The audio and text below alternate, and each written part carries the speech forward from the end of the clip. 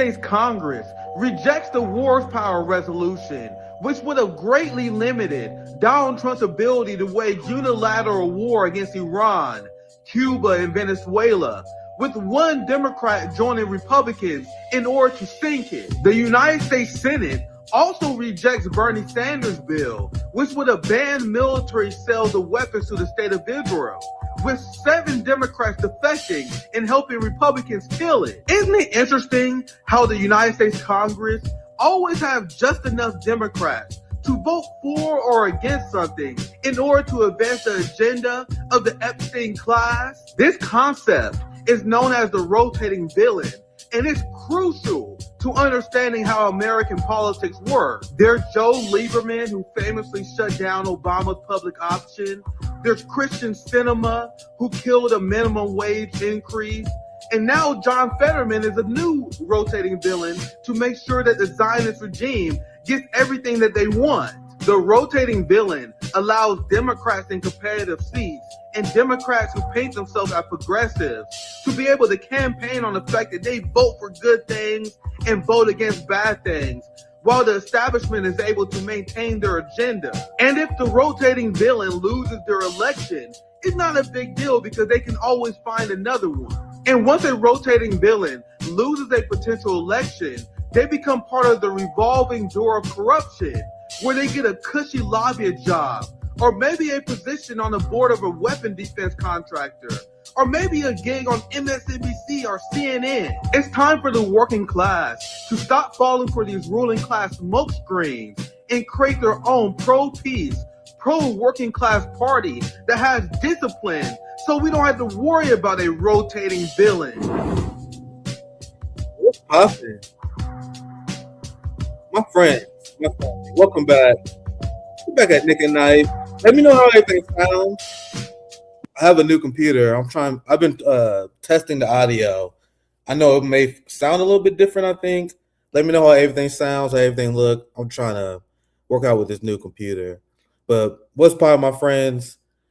You have Democrats who rightfully criticize Donald Trump, but they paint him as like a unique boogeyman against the system, as the Black Congressional Caucus gives him unlimited spying powers.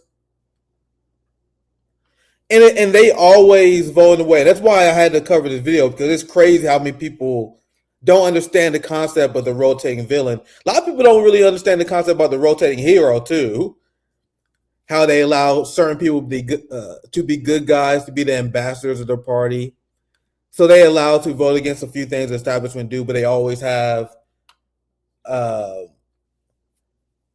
ruling class always got the votes to pass their agenda. Remember, guys, the military-industrial complex, they won every single election in the United States history.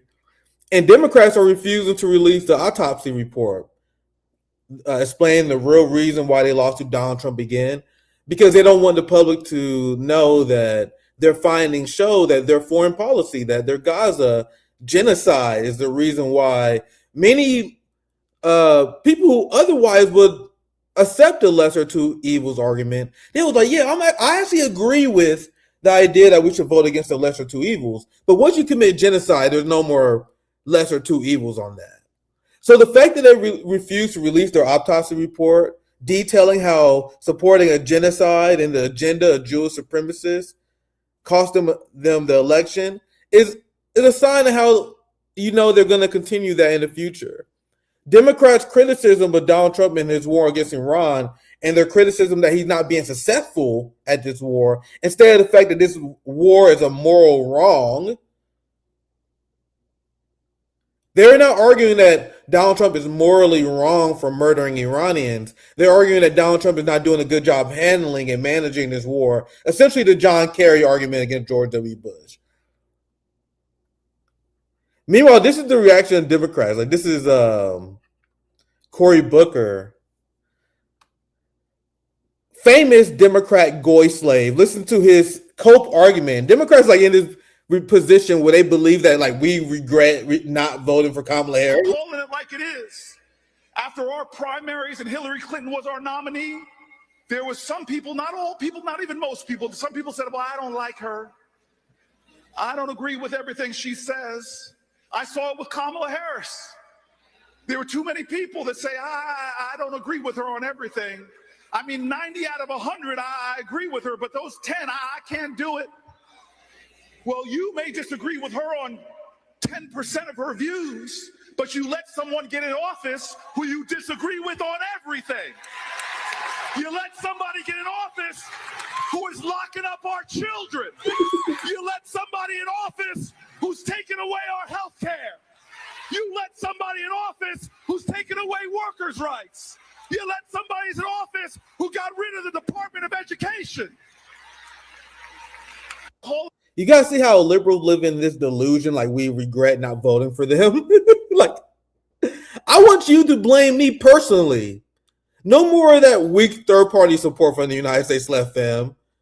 Like, not only do I not regret refusing to vote for Kamala Harris, I want you guys to blame me in particular. I want you guys to be like, yeah, that guy's vote for the Green Party is what cost me the election. I used to hate when Green Party supporters, but hey, you guys know that technically Jill Stein didn't cost Hillary the election. Like, no, guys, stop fucking saying that shit. Stop saying that weak shit. No, we want the blame. We want the heat. We want the funk.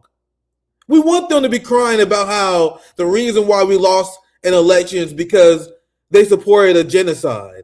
That's a flex of our political power. We should embrace that.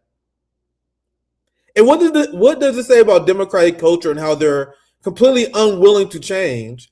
That all the Karens, all the suburban wine mobs and Cory Booker that attending this campaign event, he got standing applause for that. He's like, you guys, we agree with each other on you 90% of the time. Trust me, bro. Trust me, bro. Bro, if you say our 10% disagreement is genocide, that is a gigantic disagreement. Like that's an unreconcilable disagreement. Like, to me, I think supporting Nazism, I think supporting military alliances like NATO, I think that's too big of a gulf to climb. We're going to discuss the Isaac Accords, how Zelensky is criminalizing Palestinian activism here very soon. You guys know I had to roast Javier Milei, and that's coming up very soon. But to me, that's too big of a bridge to cross, especially supporting a genocidal ideology like Zionism. That's a red line for me. But you guys see how they like, oh, I know we're responsible for mass human suffering. I know we implement sanctions that have murdered 38 million people since 1980. I know we're the destroyers of sovereignty. We bomb children, bomb hospitals. But come on, man, that's a small disagreement. And it's actually crazy, like the dipshit progressive left actually believes that.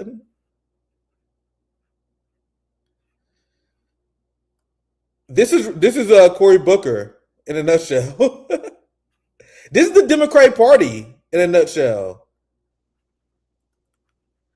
Now you guys see why Cory Booker became a United States senator. Do you think it's a coincidence that someone who was a good friend, a brother to Rabbi fucking Shmuley, some fucking crazy Jew who sells dildos? So someone explain to me, in this society, why does a random rabbi who sells dildos, you guys know a lot of rabbis into like the porn and sex industry. It's pretty weird, isn't it? Why is a dildo selling rabbi, why does he have so many contacts with world leaders? Isn't that fucking weird? World leader, he got contacts with prime ministers. Nothing to see here, guys. This man out here grooming United States politicians. Here's Rabbi Dildo. Here's Rabbi Dildo Shmuley riding on Cory Booker's back. You guys see, this is what Cory Booker came from.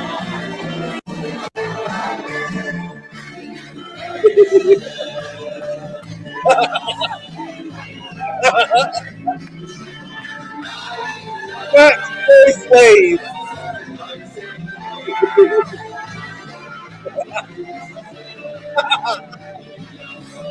Oh, a video like this ever existed. Kill me.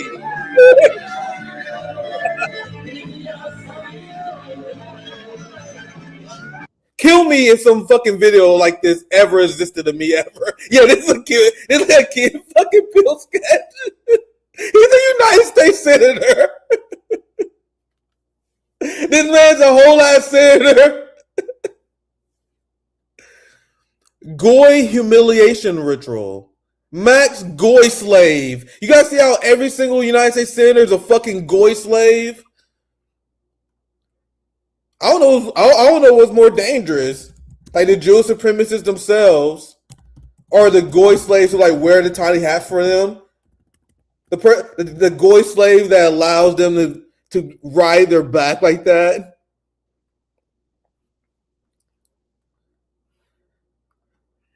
Speaking of Goy slaves, here's another one. We're going to get through Barack Obama very, very soon because you guys say the video was Zohran Mamdani and Obama.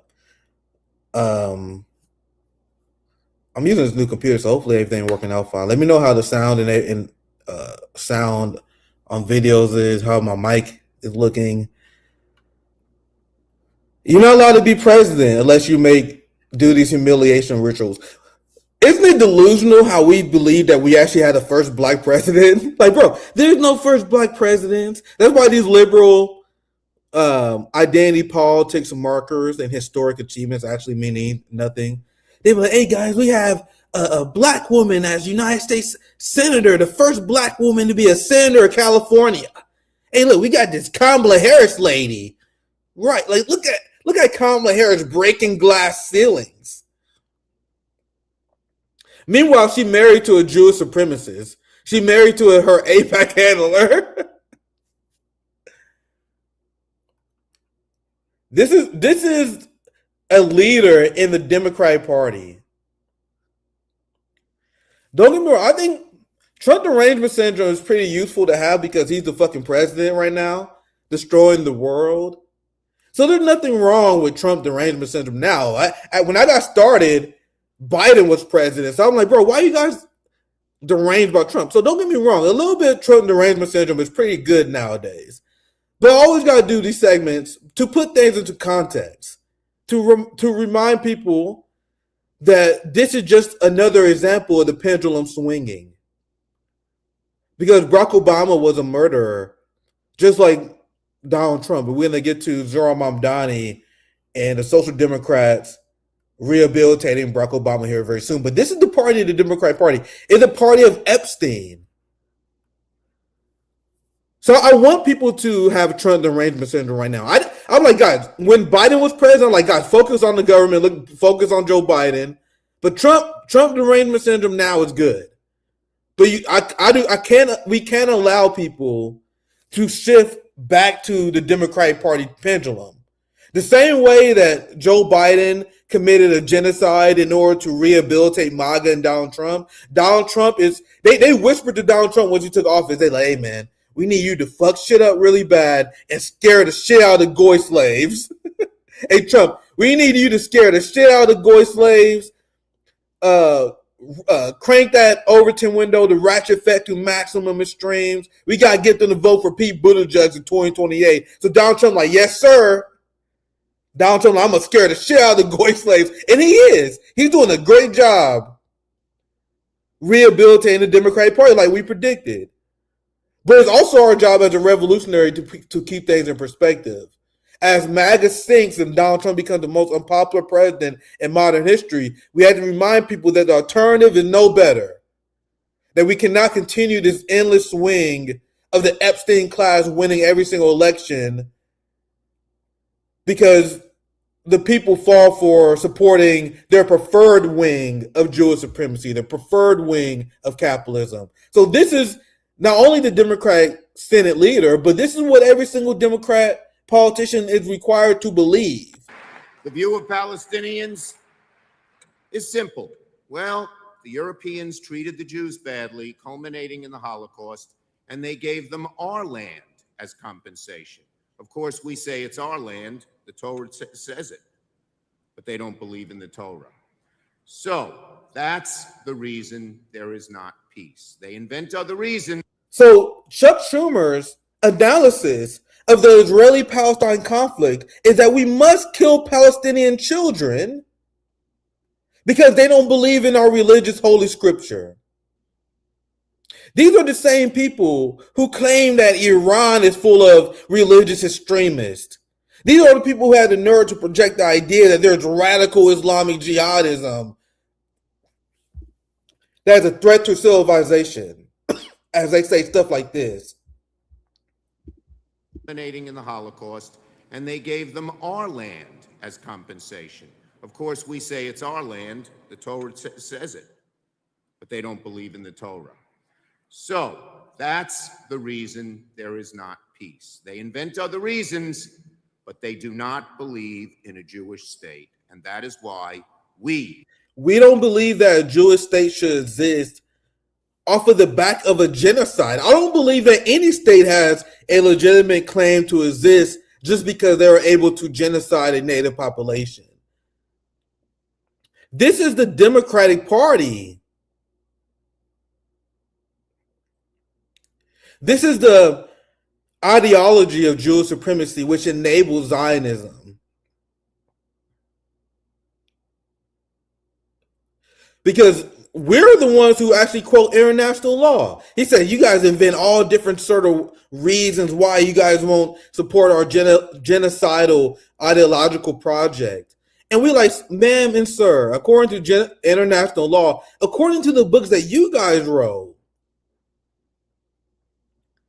Palestinians have the right to armed resistance because the Israelis refuse to allow the existence of a Palestinian state.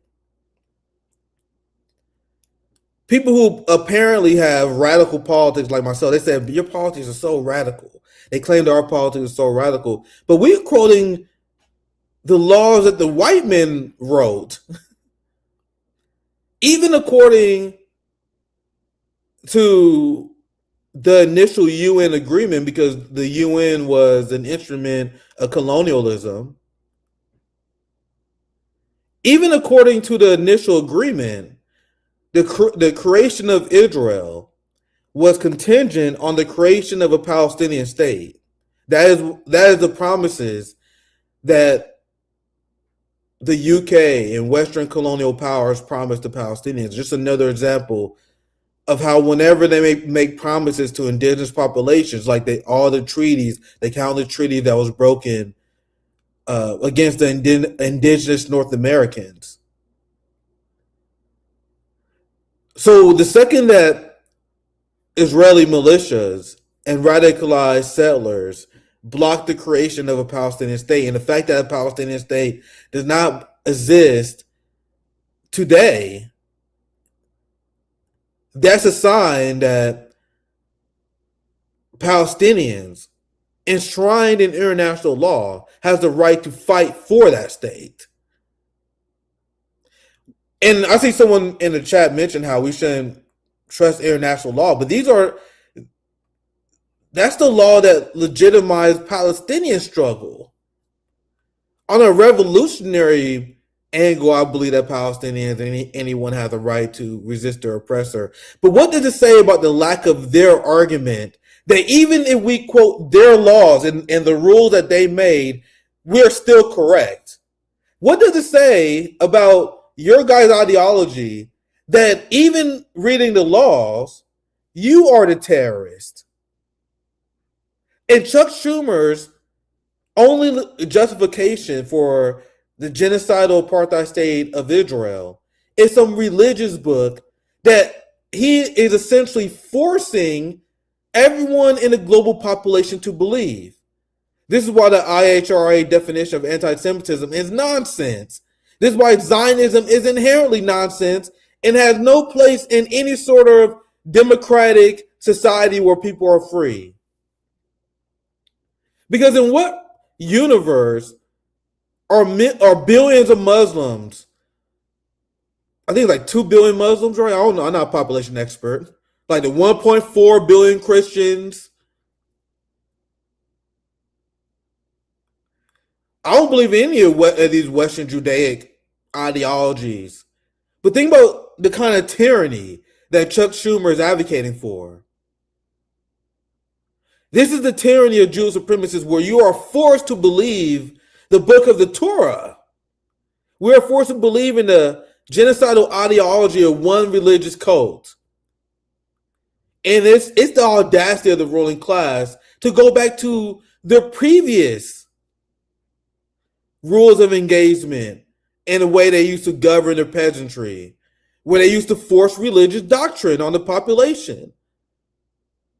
And then humanity was supposed to have this age of enlightenment where we stop allowing theocracies to enslave the minds of the working class. And this is why I call out the fraudulent beliefs of Western chauvinists who believe that they create this enlightened society. But because you guys see how it's still the same old shit, just repackaged. When people think of this advanced society and modern human history, the modern age, they think they're much more enlightened than previous societies before. But no, we're just regressing. This is humanity continue to regress. International law means nothing. Bombing a hospital means nothing. Executing children means nothing. Raping people to death using dogs means nothing. So this is what we warn you guys about. We warn you that capitalism, imperialism is inherently a regressive ideology that will bring humans back to the Stone Ages, back to moral degradation. While scientific socialists, the people who are revolutionaries, we believe in nonstop advancement of human culture and society. The barbarians want to drag us back. We want to promote a new future, a better future, a future where we build. Not societies where we waste billions and billions of dollars, trillions of dollars in order to just execute children, in order to enrich the lives of the military industrial complex and the capitalist class who invest in their companies. But let's finish this clip here. And this is the party that people like Zohran Mamdani is designed to rehabilitate. And we're going to get to Barack Obama and Zohran Mamdani after this, because this is the ideology of your party that people like Zohran Mamdani is not even pushing back on a fundamental level. The Torah says it, but they don't believe in the Torah. So that's the reason there is not peace. They invent other reasons, but they do not believe in a Jewish state. And that is why we in America must stand strong with Israel through thick and thin. We must, because that is the reason, not any of these other false shibboleths, why there is not peace in the Middle East. Too many people don't understand that here in America. So Chuck Schumer, because he's old as fuck, and because he's at the end of his career, he's the new rotating villain now. You guys notice how Ro Khanna would call out Chuck Schumer? He made a video calling out Chuck Schumer, like, oh my God, look, we got to get rid of Chuck Schumer because he voted with Republicans in order to continue military arms sales to Israel. Isn't it hilarious how the Epstein class always wins? So he's the rotating villain. Ro Khanna is the rotating hero, the guy who's allowed to say certain stuff, even though Ro Khanna votes for Hakeem Jeffries. So what's that about? So Ro Khanna not only vote for Hakeem Jeffries, he said nice things about Hakeem Jeffries all the time. He explained how Hakeem Jeffries is a competent leader. Hakeem Jeffries' ideology is no different than Chuck Schumer. So in this era where Trump derangement syndrome is pretty acceptable, like, I'm not mad at you guys, but Trump is fucking shit up. Trump derangement syndrome is pretty acceptable right now, the same way it was pretty acceptable to have Biden derangement syndrome under the Biden administration. But we have to keep in context that the ruling class wins no matter what clown is in the suit. And they will continue to pull out the rotating villain strategy until we build a working class party ourselves, a peace party where we have discipline and we don't have to worry about rotating heroes and rotating villains and giant open tent parties.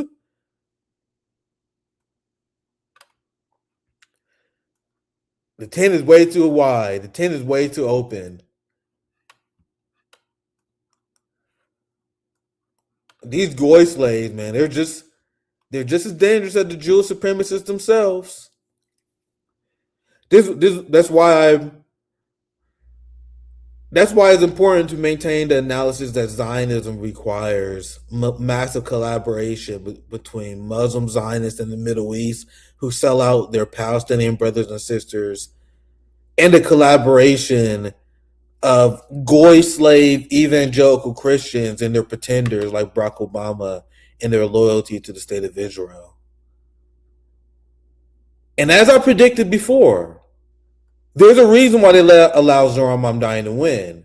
In an era where Democrats are historically unpopular, you need a new young politician who can connect with Gen Z, who is social media savvy, to help rehabilitate the genocidal Democratic Party. Zohran Mamdani exists to normalize Zionism in the Democratic Party in an era where Zionism is becoming reprehensible to the Democratic Party voting base.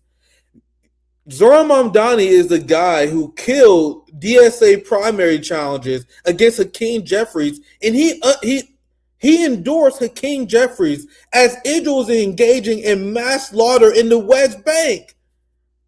Zohran Mamdani is partying with Zionists and collaborating with Zionists, the modern Nazi movement, as they are raping Palestinians to death, as they are committing a genocide in Lebanon. So if this is what it means to be a United States leftist, as I said before, count me out. Because Zohran Mamdani is not pulling the Democratic Party to the left. He is pulling his supporters to the right.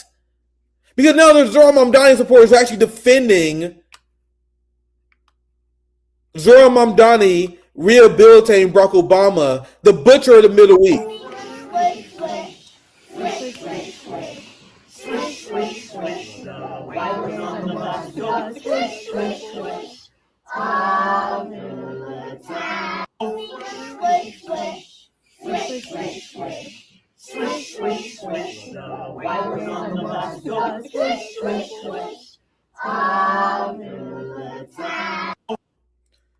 So if you guys don't know, the children are a metaphor for how they see you.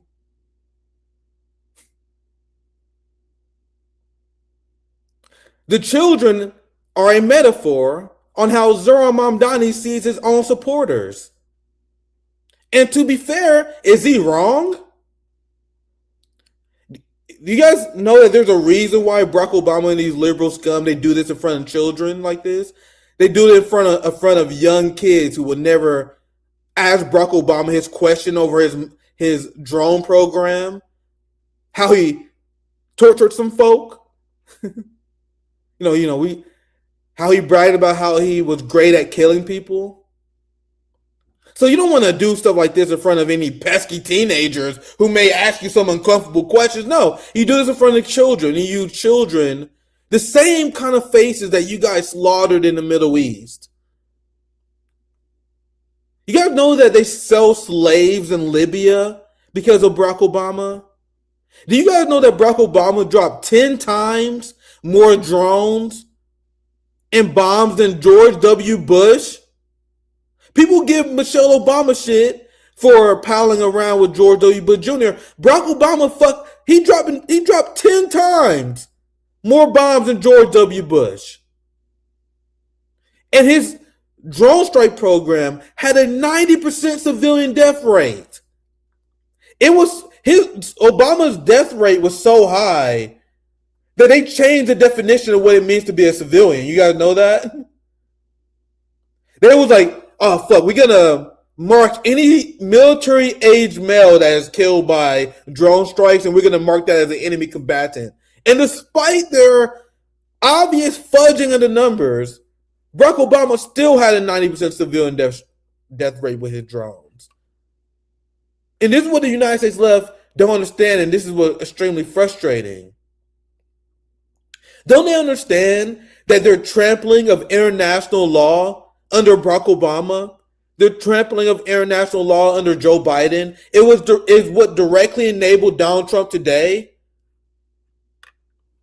This is why the Trump derangement syndrome of believing that Donald Trump is a unique evil is something that we can't allow the working class to develop.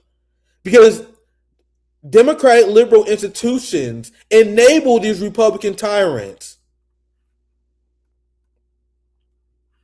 Here's our friend Mamunda. I kind of want you to get some reactions. Because to me, who I want to allow politicians to drag me to the right, like Zohran Mamdani supporters, because Zohran Mamdani supporters, they will pretend to have all these principles. They will pretend to be leftists, but then the second that Zohran Mamdani and their favorite politicians do some shit, all of a sudden they sound like a liberal apologizing for it. So Zohran, you guys are not shifting the Democratic Party to the left. You guys are allowing Zohran Mamdani to shift you to the right.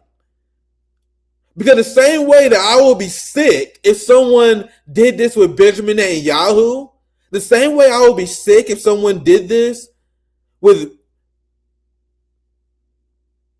Donald Trump, with Dick Cheney, it's the same way you should feel about Barack Obama. And if it's not the same way you feel about it, you've been propagandized. Quite the change for Obama. Usually he's killing brown kids. This is from Mamundao.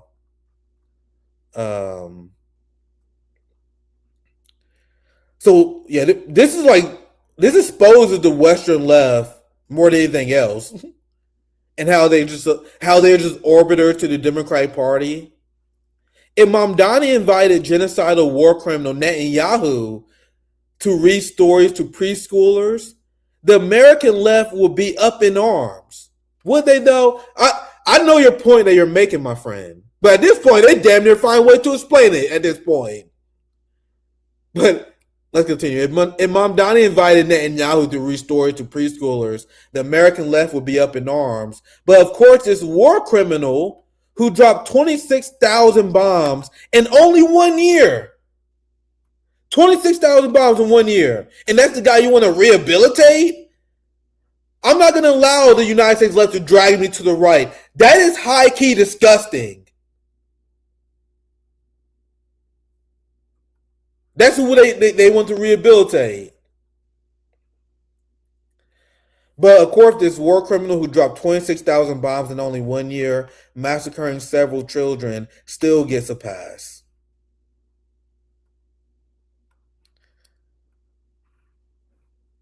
And Zohran Mamdani is dick riding him. You got one fash, you got two fash, you got red fash, you got blue fash. Socialist Dr. Truth, Dr. Seuss. But you guys see how proud Zohran Mamdani is to play his role of rehabilitating Zionism in the Democratic Party. He's here to save the Democratic Party. That's what he said he wants to do on the campaign trail. To make sure the Democratic Party is able to rebrand as a working class party. Look how excited Zohran Mamdani is to do his role here. Today, President Barack Obama and I read to a group of toddlers because that's how they view you. This is what the real red, brown, and lions look like.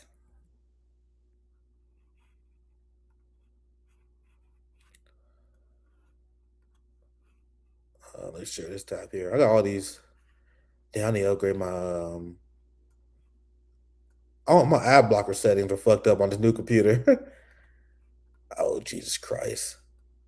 But look, America dropped 26,171 bombs in 2016.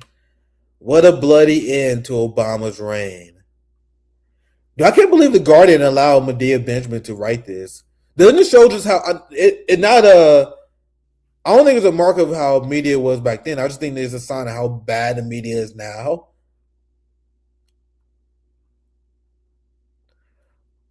Obama said that we had to torture some folk. We tortured some folk, guys. Do you guys remember that? Dude, that was during my radicalization era, guys. Like Barack Obama was doing some shit that couldn't that I couldn't believe. His slaughter of Palestinians during 2014, during Israel's offensive to Gaza in 2014, his bombing of Africa, his humiliation of African countries who thought relationships were going to improve because we have our first black president. No, we had another Jewish president. There is no black presidents and no white presidents. They're all Jewish presidents who work for the Epstein regime. Barack Obama, who tortured some folk, reportedly told his aide that he's really good at killing people. So I don't want to be part of a left that redefines itself and allows the normalization of war crimes. If that makes me unreasonable, so be it. If that isolates me, so be it. But I don't want to be part of the U.S. left where Barack Obama is the acceptable norm. In 2016, the Obama administration dropped over 26,000 bombs, which resulted in numerous civilian casualties, including hundreds of children.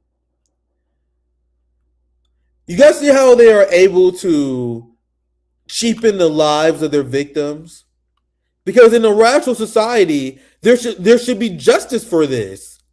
Obama and everyone in his administration should be tried for war crimes for this. But you guys see how Zohran Mamdani here to normalize the war criminal? Hey, look, we got a big tent progressive movement that Barack Obama is a part of. Utterly disgusting. If Obama apologized for one civilian drone victim every day, it would take him 3 years. I actually think that's an undercount. Maybe they're just talking about just drone strikes, but I think that's undercounting it, to be honest. All the people he murdered. But remember, they fudged the numbers and they included people who they assumed to be terrorists and people who were collateral damage to terrorists. They didn't really count that. This is Zohran Mamdani showing that he knows he's doing wrong. Like, I think this old tweet is very telling. And Zohran Mamdani old tweet shows that he is making a calculated decision to move to the right. Because as Zohran Mamdani condemned Hamas and Palestinian resistance today, legitimizing Zionist criticism of it, which is harmful for the Palestinian movement. There was previous tweets where Mamdani approved Palestinian resistance. That's evidence, not that Zohran Mamdani is bait because his fan code was, oh, look Zohran's bait, look what he said in 2017. No, that's a sign that he's compromising his morals. And that is not based. Like, this idea that you guys find old tweets from Zohran Mamdani, and you guys say, look, this is why I support the sellout today. No, that's evidence that he's a piece of shit who is working you. And that's why they treat his supporters like toddlers, because they are toddlers. There are people on DSA Twitter, the majority report left, that was looking at me with a straight face, fam, and trying to legitimize and justify Barack Obama, Zohran Mamdani, doing public events with Barack Obama. That's the state of the United States left. Remember, the same United States left that I have no influence on. They're the same United States left that I'm not part of. Hassan Piker and the DSA left, that's what it means to be a leftist in the United States. And this is what they want to beat the working class into accepting. They was forming an offensive because Zohran Mamdani, after this collaboration with Barack Obama, took a lot of heat.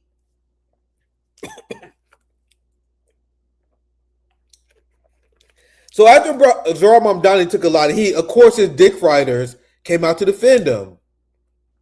That's the problem with the code, the DSA code of personality, and supporting the professional managerial class scum that use the DSA in order to advance their agenda. Despite Barack Obama was responsible for destroying black wealth, sided with Wall Street over the working class, which led to one of the largest shifts of wealth from the working class to the ruling class in modern human history.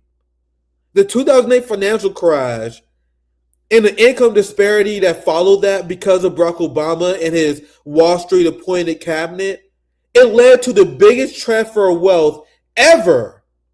I think maybe COVID probably got to beat, but at the time, I think 2020 was worse. But at the time when Obama was president, he oversaw the largest transfer of wealth in human history from the working class to the elites. So what does that mean? That means at the time, Barack Obama was the most successful capitalist ever elected. The most successful capitalist plan. A guy who was elected on the eve of anti-war movements and the anti-corruption movement. And he was the greatest instrument of class warfare against the people who elected him, especially the black working class. You guys know that they illegally foreclosed on homes of black families. Black people already had 10 times less wealth than the average white family, but the wealth that we did have was in our homes. And despite that they forced signatures, like whenever you guys get a chance, read into the details of the crimes that Wall Street perpetrated on the American working class that was particularly aimed at black people. Obviously, the white working class and the poor white peasant was affected by this as well. But there was studies and there was reports that the Wall Street criminal bankers and hawks, they were particularly aimed at black elders and black senior citizens because they had less institutional support, less generational wealth, and they viewed them as easy prey. And Wall Street did a ton of not just shady behavior, but illegal behavior, like forging of signatures, illegal foreclosures. And what the black community needed was for every single one of these criminal bankers to be held accountable and the wealth that they stole being redistributed back into black communities. But you guys know what happened under Barack Obama? Eric Holder, who Barack Obama hired, who I believe is the first black attorney general. Correct me if I'm wrong on that. But the first black attorney general sided with Wall Street and granted them immunity towards all their crimes. So all the black families who was illegally foreclosed on and who was a victim to hawkish Wall Street policies which caused the collapse of their wealth, they was given a complete pardon. They was completely held ineligible to be charged with their crimes. And this is the deal that Barack Obama made with Wall Street. That's the reason why Eric Holder was chosen. That's why his entire team was selected by Wall Street. Eric Holder was a Wall Street plant meant to protect the bankers. This was Barack Obama, fam. Well, you can have Trump derangement syndrome all you want, but we have to keep things in the context. This is the administration that the quote-on socialist, the apparent socialist, is okay with. Actually, I want to show you. I want to see some other pushback because obviously my timeline gonna drag them. All the real Marxist Leninists, international comrades and international anti-imperialists, bro, they are bewildered by the United States left. These are the people who follow me. They are bewildered. I know you guys seen it. Like whenever I see comrades in Latin America, I'll show you guys an example one of the tweets earlier. Whenever you see international leftists comment on Zohran Mamdani, they're like, bro, this is what counts for the left in the United States? Yeah, this is like campaigning with Hitler. This guy says. Well, I don't have time to look at all the replies. The Democratic Party is saying now it's emergency black and brown guys to rehabilitate its image before the midterms. Absolutely.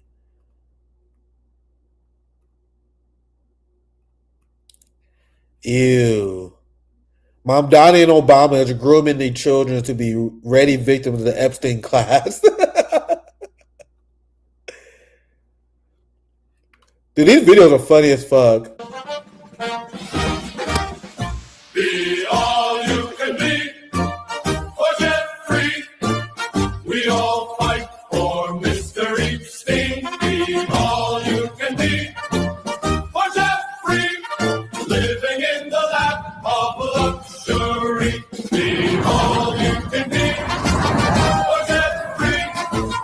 We all fight for Mr. Epstein. Be all you can be, or get free. Sir, help me! Living in the land of the free. The coin boxes. I love how they put the fucking coin boxes in there. I don't care anyway. I think this is the only valid use for AI is to spread mass propaganda against the Epstein class. Because if you're a soldier, that's who you're working for. If you support Barack Obama, that's who you support. That's who you're working for. Barack Obama had the foreign policy of the Epstein class.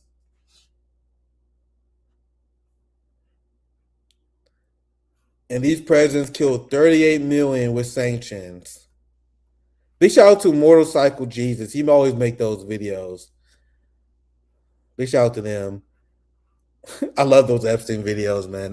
That's high level working class propaganda, and I fuck with it. It's a big boon to us because it allows us to create propaganda for the working class in a very cheap way, mass produced propaganda against the ruling class. That was an advantage they only had for a very long time. So here's the voice of the United States left, Hassan Piker, justifying Zohran Mamdani's role as rehabilitator of neoliberalism. Okay. For Barack Hussein Obama, to do this is not a bad thing. It's a good thing because it gives credibility to Zohran Mamdani amongst liberals who love him. You have to remember, liberals still love Barack Hussein Obama. Okay? This is not a bad thing. Barack Obama has been noticeably absent from the national conversation for a minute. He every now and then will chime in with like a tweet here and there. For him to physically lend support. What is this? No, chatters are right. Obama's ratings are actually tanking, dude. People are giving him the Hillary treatment lately, but libs love him and Zoran's loved. No, I think okay. This is the face of the United States left. Hassan Piker justifying Zohran Mamdani collaborating with war criminals. So according to Hassan Piker, Jill Stein bad. Remember, he don't trust Jill Stein. Isn't it interesting how anyone who advocates for a third party, Hassan Piker doesn't trust?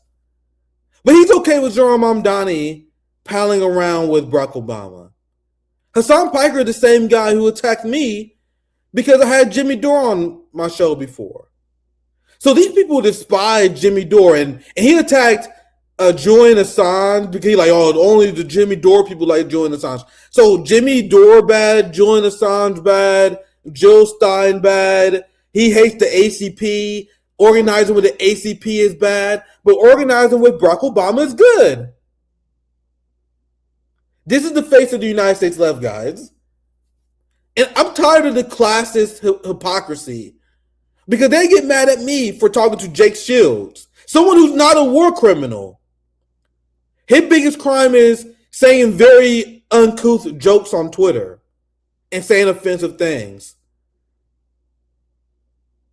So trying to reach out and sell your politics to anyone on the right, they view as reprehensible. And the DSA left would never forgive me for even having Jimmy on, for talking to Jake Shields. A lot of people won't forgive me for talking to the ACP. But you guys see how they 100% okay with the professional managerial class making deals with Zionists? I believe that there should be a red line. That's red lines at imperialism and supporting Zionism. And all the people have on, despite any of their character flaws or anything we may disagree with, they're anti-war. They're anti-Zionism. So Jay Shields has a lot of opinions that are cringe, but at least he's not a murderer. If you're not willing to draw the line at someone who murders, what does that say about your character values? What does that say about the movement that you're trying to build, that it's career over everything? Communists need to embrace and support the potential of the working class. You guys see how Democratic Socialists have the exact opposite belief? They don't believe in the potential of the working class, and they distrust the working class so much. That's why they feel like they have to make deals with neoliberal war criminals like Barack Obama. They believe they have to organize outside their class because the filthy working class cannot be trusted. That's the inherent anti-communism of the Western left. That's why they will never go to a MAGA rally. Because if you guys really believe in what you guys said, we got to reach out to the disaffected liberals. Why not reach out to MAGA? They don't, because they are inherently infected with liberalism. The idea that the Democratic Party and liberals are their allies versus anyone of the uncouth, politically incorrect working class, we can't trust them. You can't trust RBN because he's part of the Jimmy Dore left.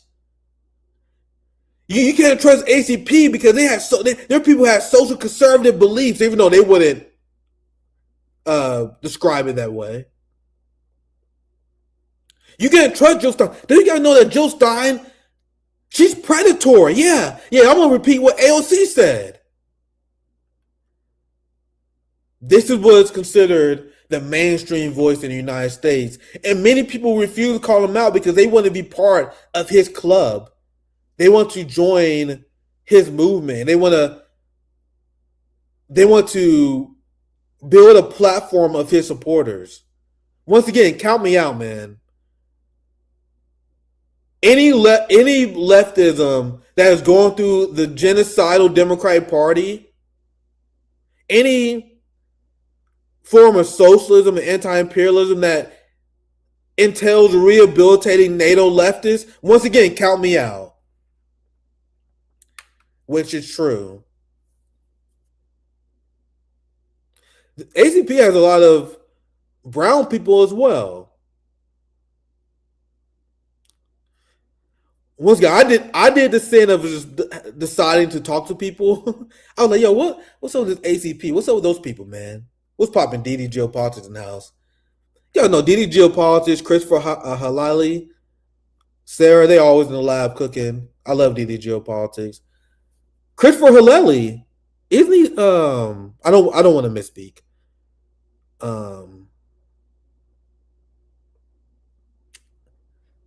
I know isn't he like Lebanese? I don't want to misspeak though. But Chris, he's not white, and he's one of the leaders of ACP. That's what disgusts me about these people. It's their trust of the professional managerial class. Greek and Iranian. Thank you. Sorry. Greek and Iranian.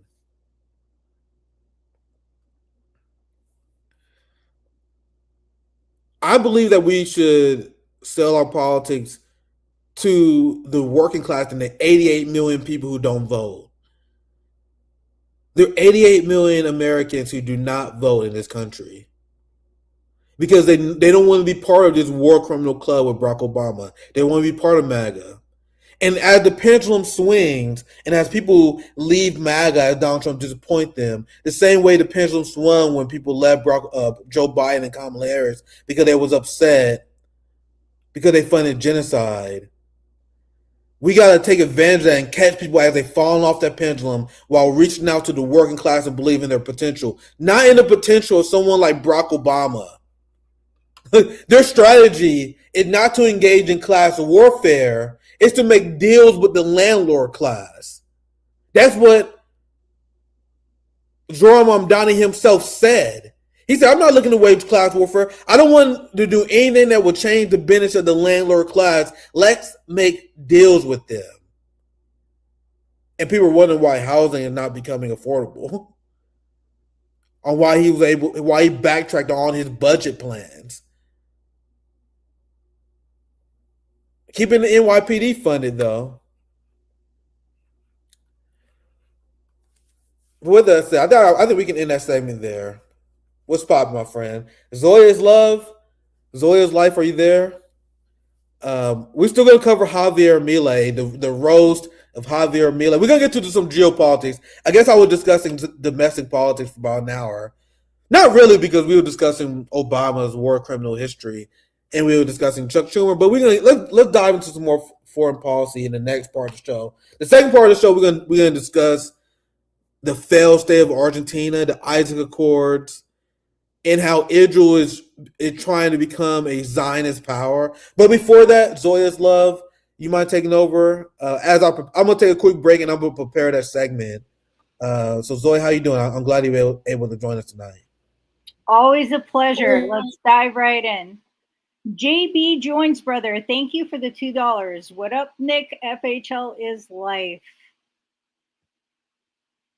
Mustafa, good day, everyone. Good day to you, too. Kylie Jones, sound good. Sound on videos just a touch low.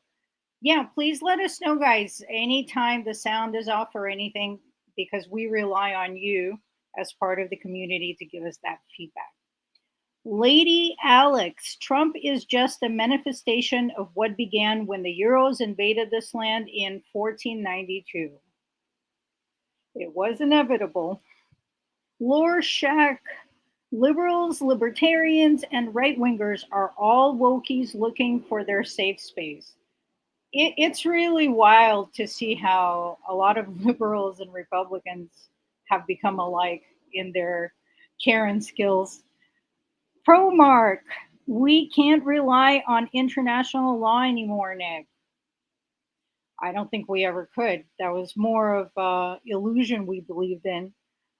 Layers of Snark. Oh, what a great name.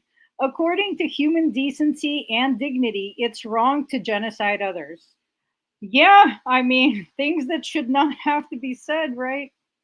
Kylie Jones, the Democratic Party. Metal Nick, amen, bro. Lady Alex, the UN is impotent and international law has no power. Absolutely. We have to learn to stop expecting anything from these institutions more than they've shown us with their actions. Pro Mark, but thanks for mentioning my comment. I'm positively swooning. We love you guys. We love all of your comments, and the fact that you guys tune in is such an honor. Beezus Quimby, Western establishment can't even live up to the laws written by the Western establishment. Yeah, indeed. Damakuno, a better world is possible if we struggle for our liberation. Absolutely. Billy Joy, bread and circuses. You know this. Beezus Quimby, slavery is still around. Absolutely. We actually, there are studies showing that there are more slaves today than there was at any other point in human history, at least in the written record.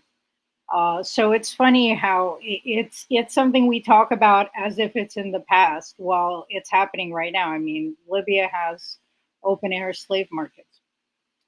Shelley Greenstein, such hypocrites. Lady Alex, this is nothing new, been going on for decades, arguably longer. Blip 999999. Zohran Mamdani, putting the left to sleep. Shelley Greenstein, allying yourself with Obama is a joke. You would think so. Andrea, sickening. Hexen, this is the thing about Americans.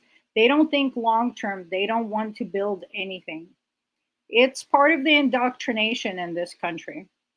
Infantilizing people and making them helpless is what creates good consumers.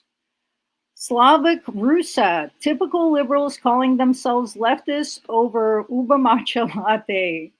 Yeah, that does not make you a leftist. That is not what leftism is in the rest of the world. Fook PNW, cozying up even worse than continued legitimizing. Yeah. Totally unforced error on Mamdani's part. Kinda blue. This is fucked. Yeah. Shelley Greenstein, what if a kid said, Mr. Obama, why do they call you the deporter in chief? Doesn't it show how the American left also devalue the lives of Arabs and Africans, and they engage in Western chauvinism themselves? Because look at how they're devaluing all the lives that Barack Obama murdered. This is a point I make to United States leftists all the time. Would Zohran Mamdani be seen with someone who is a prominent anti-trans activist, for example? Like, Zoe, can you imagine someone who tweeted defamatory things about trans people all the time, and then Zohran Mamdani like, hey, let's sing with kids with this person. Do you understand how much the Western left will freak out? They're like, yeah, Zohran Mamdani, you're normalizing transphobia by having this right winger on who engages in the culture war. And I wouldn't say I necessarily would disagree with them in a lot of ways. But what does it say that they will value that? That anyone who has any opinion they don't like about like the LGBTQ movement, that's considered out of bounds. But if you murdered little brown children, come on, man, why you engage in litmus test? That's how they devalue the lives of brown people around the world, I believe. And that's why I believe it's high-key disgusting. It is absolutely disgusting. Yeah. So I'm gonna move on to the Javier Milei segment. I'll bring you back here very soon. I'm gonna start with this. Thank you, Zoe is love, Zoe is life, my good friend. Base as hell as always. So I'll put this. This would be a good way to start the segment out.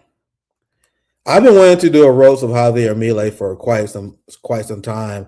Just another example of libertarianism failing. Another example of how capitalism fails every single time it has been tried. Because despite all the bailouts, you have the entirety of Western capital on the side of Javier Milei. Because the same way they use sanctions to ensure that socialist countries go through difficulties, and then after starving a country like Cuba, after engaging in sanctions in the DPRK, then they will look at them and they will look at their audience and they will be like, to their people and propagandize and stuff. So look at how our sanctions, look how, I know sanctions destroy the country, but look at this as an example of socialism failing once again. But despite the use of sanctions, life expectancy rates in Cuba is higher than the United States. Their literacy rates is higher than the United States. And that is despite having a fraction of the resources that capitalist countries have. If you look at Pyongyang, if you look at what North Korea has built, the quality of life that they provide for their citizens, despite being under blockade and sanctions by the West, it's astounding what they have been able to achieve. It's astounding what China has been able to achieve, despite everything the West has done to try to destroy their economy. Socialism works every time it has tried. Capitalism, especially libertarian capitalism, has failed every single time that has been implemented. And Argentina is just another example of that.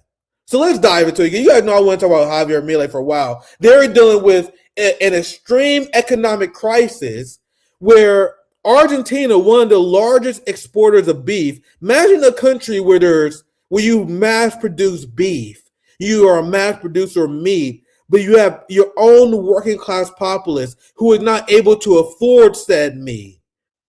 Isn't that the perfect metaphor to describe what capitalism is? Imagine having so much resources, having a massive beef industry, but people in Argentina are forced to eat donkey meat, forced to eat insects, struggling with malnutrition.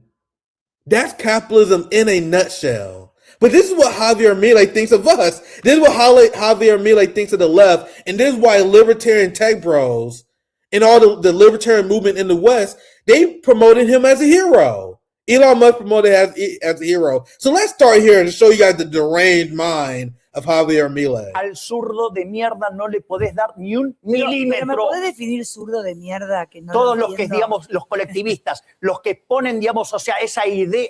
A ver, ¿Por qué le pones de mierda, diga? So he hates leftists because he calls them collectivists. But isn't it interesting how he has no problem of the collectivist mentality of what it means to be a Zionist? You would never criticize Israel for providing their people free healthcare, right? It's only when the goy slaves, when we decide to organize collectively, whenever the working class organize collectively, that's when it's dangerous. But capitalism itself and international capital requires a collective mentality from the ruling class. Just another contradiction that libertarians have, because they believe that their system is the system that brings freedom. No, your system is a system which will enslave the working class to the capitalist class, who are working in tandem together, who have business deals together, who have international relations together, who give each other government contracts. When you see the Trump family enriching themselves, investing in Palantir and the military-industrial complex, as Donald Trump guarantees their profits by waging never-ending war, how is that not the capitalist class engaging in collectivism among themselves? To their benefit and to the detriment to the global majority in the global working class. But anyway, let me continue this video, because the videos like this is why Javier Milei became super popular among the Elon Musk libertarian tech bro crowd, because he knows that his role is to engage in class war on behalf of his capitalist masters. un milímetro. ¿Me podés definir zurdo de mierda? Que no Todos lo los que, entiendo. digamos, los colectivistas, los que ponen, digamos, o sea, esa idea. A ver, ¿Por qué le pones de mierda, digamos? porque son una mierda. O sea, You guys see how unhinged he is? You guys see how much he is terrified of the working class? They are shit. They are shit. When you see how unhinged this guy is, this is the kind of person that liberals want to make a deal with. This is the kind of person that democratic socialists believe that you can have moderate policies and reform. When you see people like Javier Milei, it explains what the fuck just happened. But when you see people like Javier Milei, it explains why Stalin did exactly what he has done. You see why Mao didn't play around with these capitalists. The people who are attacked and smeared as authoritarian. Now do you guys see why communists and socialists need an authoritarian attitude to deal with people like Javier Milei? Let's continue the video. I don't know what happened. I'll tell you, I got a new computer. I'm working some stuff out. So let me know how the video sounds.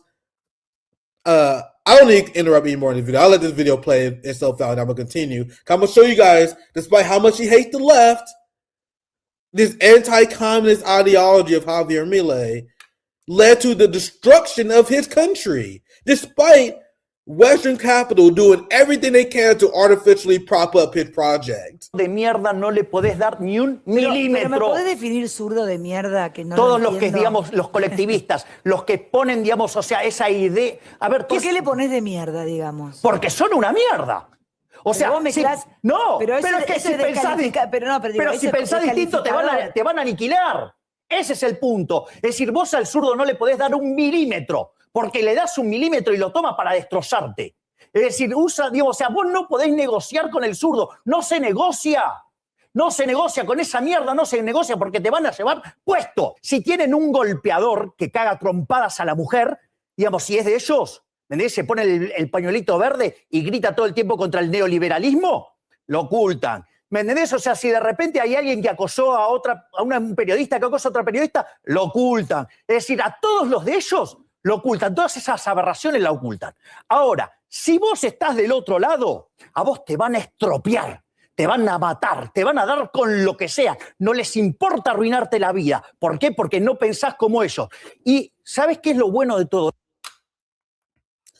I dream of a reality where the working class engage in militant class war the same way the ruling class does against the working class. Look at how intense his class warfare against, he calls the left, but what he's really talking about is anti-imperialists, the working class, who he completely stripped all working rights away, the right to collectively bargain.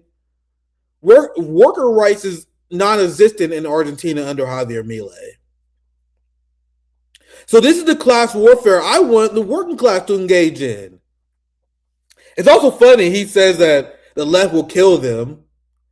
This is the kind of left that, like, Rome wants. Like, this is the kind of left that I wish existed. The left that he's talking about, he's like, man, you can't get left an inch. Bro, I wish.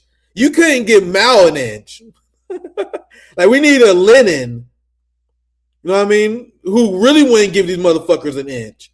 Because as he claims that the left is going to kill him, the people who actually engage in the mass killings are the Contras, the Gusanos, who fled to the United States, started working for intelligence agencies, and they engaged in Operation Condor, which was the mass torturing and killing of socialists all throughout South America during the Cold War, as the Soviet Union was funding liberation movements, as the Soviet Union was funding Arab armies that was waging war against the Zionist project. You had the capitalists who was engaging in a rise of socialist ideology in response to the industrial age and the rise of technology. So as communism spread and as socialism spread and became a threat to the ruling class, the only option they had was to engage in mass slaughter of the communists and the socialists and made people too afraid to embrace the inevitable science of Marxism. So isn't it interesting that he smears the left as killers, but that's the only thing that the capitalists that's the only thing the capitalists can do in order to respond to our ideology, the same way they had to kill our brother Fred Hampton because he became too powerful. That's why they killed MLK, who became radicalized later in life, and explained how we need a rainbow movement to destroy imperialism. His critique of the Vietnam War was too strong. He publicly said he started to agree with Malcolm X's previous criticism of him, which is why he was killed. So everything that the libertarians and capitalists say is pure projection. So let's get into more of the mindset of these people. Like, here's Javier Milei with, you guys see who's interviewing him? Jewish supremacist Bari Weiss. So you guys see how the Zionist class, wait, oh, sorry, let me make sure you guys, sorry, I'm working with a new computer. All right, this is what I meant to show you guys. You guys see how Javier Milei is doing an interview with Bari Weiss, which is why I utterly dismantled, and I love that that video of Kwame Ture went viral on X, because we just explained to you guys why the right-wing libertarian argument that socialism is a Jewish ideology, we already debunked that in a thorough, devastating fashion. But you guys see how all the Jewish supremacists like Bari Weiss, every single Jewish supremacist in the Epstein files, how they are diehard anti-communist?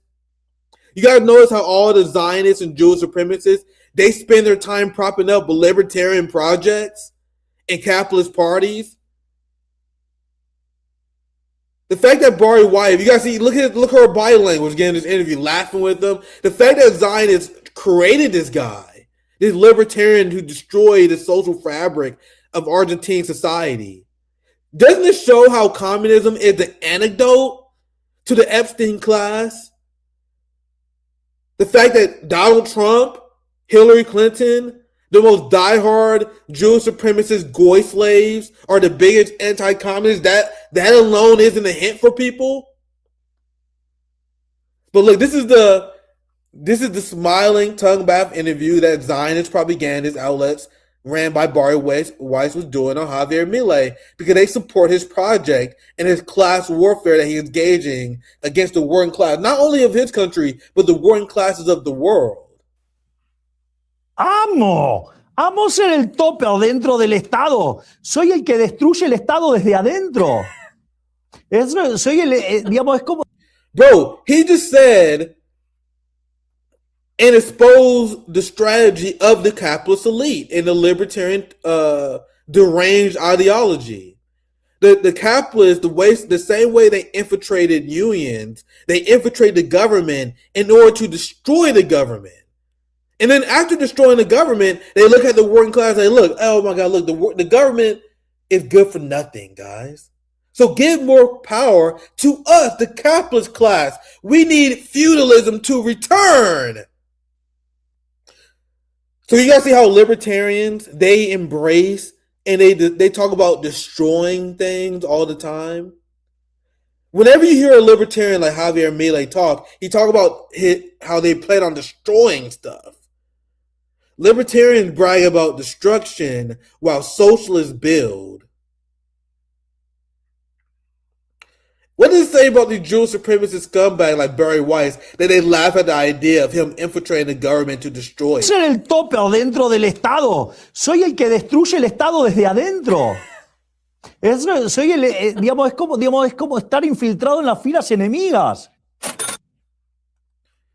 These are the people that this is a great comment. This is what the DSA people think they can reform. You understand that the United States is a country full of Javier Milei, right? I know Javier Milei is crazy, right? And he seems, well, he is unhinged, to be clear. But our country is infested with Javier Mileis. Donald Trump is another Javier Milei. Jared Kushner is a Javier Milei. Every single United States senator is a Javier Milei. He's just the new personality to sell this ideology to the Gen Z right. And you guys know all these libertarian bros who was propping up Javier Milei as the savior of Argentina, they are nowhere to be found. Yeah, Milei is a standard libertarian in the United States. And he is propaganda gold for us. Because he's the perfect person we can point to that really outlines what it means to be a libertarian in a nutshell. And to be a libertarian is to be a hypocrite. Inherently. Libertarians are inherently hypocritical, and they will always be hypocritical. The same way that Ayn Rand, that dumb white girl who wrote some books that inspired many of the modern libertarian ideas. Ayn Rand, who was on government assistance at the end of her life. Now, you guys know the same libertarians who take government bailout during COVID, but then they look at the working class and they say the working class are the leech class.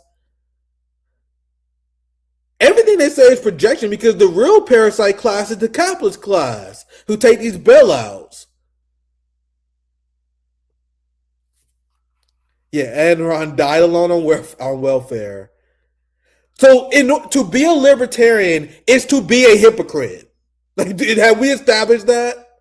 Because you have libertarians like Dave Smith, who I called out to debate on this issue. People think Dave Smith would debate anyone. No, the fuck he won't. Alex Zoya, I call this motherfucker out by name all the time to debate me on this shit. He refused to. Because Dave Smith said he would never ever support a leftist like Zohran Mamdani because Zohran Mamdani support defund the police. That's a real quote from Dave Smith, by the way. Dave Smith said he would never ally with the left because the left is anti-cop. Bro, defunding the police started as a libertarian movement, bro. This is why he would never debate me, because I was exposing his ass on this shit. Libertarians and leftists have united on the issue because libertarians, their ideology was don't tread on me. And back in the day, there was old school rednecks. I mean the good version of the rednecks. You know the rednecks who was pro-working class? Before the CIA brainwashed people into believing otherwise, brainwashed the redneck. They was big union guys. They was big against the same ideology that you guys purport to support now. And they hated the cops. These old southern rednecks hated the fucking cops, and they wanted to dismantle the entire government, including the police. But modern libertarians like Dave Smith, they claim to support small government because they don't want you to get health care. Meanwhile, Dave Smith believes we should back the blue. So the reason why Dave Smith would never debate me is because I will bring up this hypocrisy that he had, this intellectual weakness that he had. I'm like, hey man, here I am, a socialist and a Marxist, and I am arguing against you to your right. Explain to me how you, a libertarian, support these giant police budgets that don't even keep your ass safe.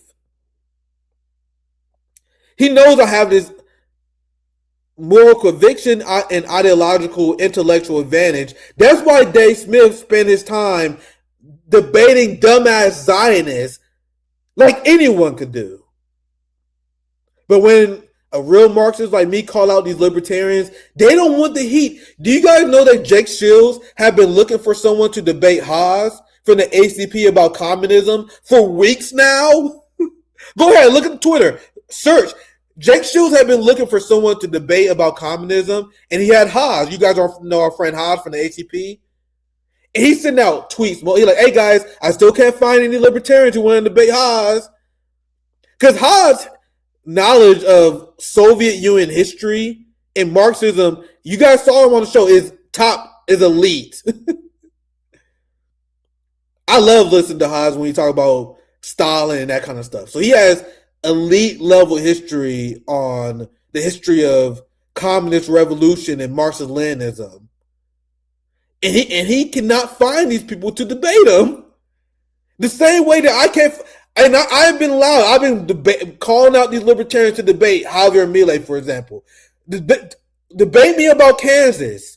Well, I live in Missouri, bro. Missouri is a right-wing state, but Kansas engaged in a hardcore libertarian project, and it completely bankrupted Kansas to the point where us in Missouri, we make fun of the niggas in Kansas all the time because y'all niggas don't got street lights. Bro, the difference when you cross state line, and Missouri is not a fucking liberal hub, fam. Like, the difference between Missouri and Kansas is night and motherfucking day, bro. After the failed Kansas libertarian experiment, look it up if you haven't heard about it. Example of libertarianism failing every time it has been tried. So these are the kind of things I would love to bring up to these people, but they're too fucking pussy. And they just want to spend their time debating dumb liberals and Zionists. Because they can't defend this guy, Javier Milei, who they were just propping up. They can't defend their ideology of how these capitalist libertarian societies consistently need IMF bailouts. So Argentina is a country that is struggling despite Western capital doing everything they can to prop up Argentina. Do you understand how embarrassing this is? Look, the IMF is now in total panic mode with the unraveling of Milei. So they're forking out even more money in an attempt to stem the rising inflation, unemployment, and popular anger. Now compare that with the IMF and all these capitalists. You had I'm blanking on the name of the Trump official I'm thinking of. What the fucking name of this guy? It's not that important, but one of the Trump officials, he was explaining how they was bragging about how they tanked the Iranian economy and how the IMF and they engaged in schemes in order to tank the value of their currency. Damn, I can't remember this guy's name. Trump official brags about destroying Iran economy. Let me look at the chat. Hopefully the chat can bail me out here. Yes, Scott Besson. Thank you. You guys are fucking base as hell. Yes, Scott Besson. There was a clip of him floating around where he actually said the quiet part out loud. Where he's like, he was bragging about, like, Iran's economy has been struggling. We play a big part of it. They engaged in currency manipulation. So essentially, the capitalist class does everything they can to tank the economies of countries they hate.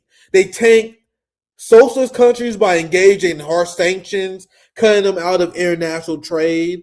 They engage in blockades of Cuba. Nick, you should cover the college student who got charged. Yeah, we're going to get to that.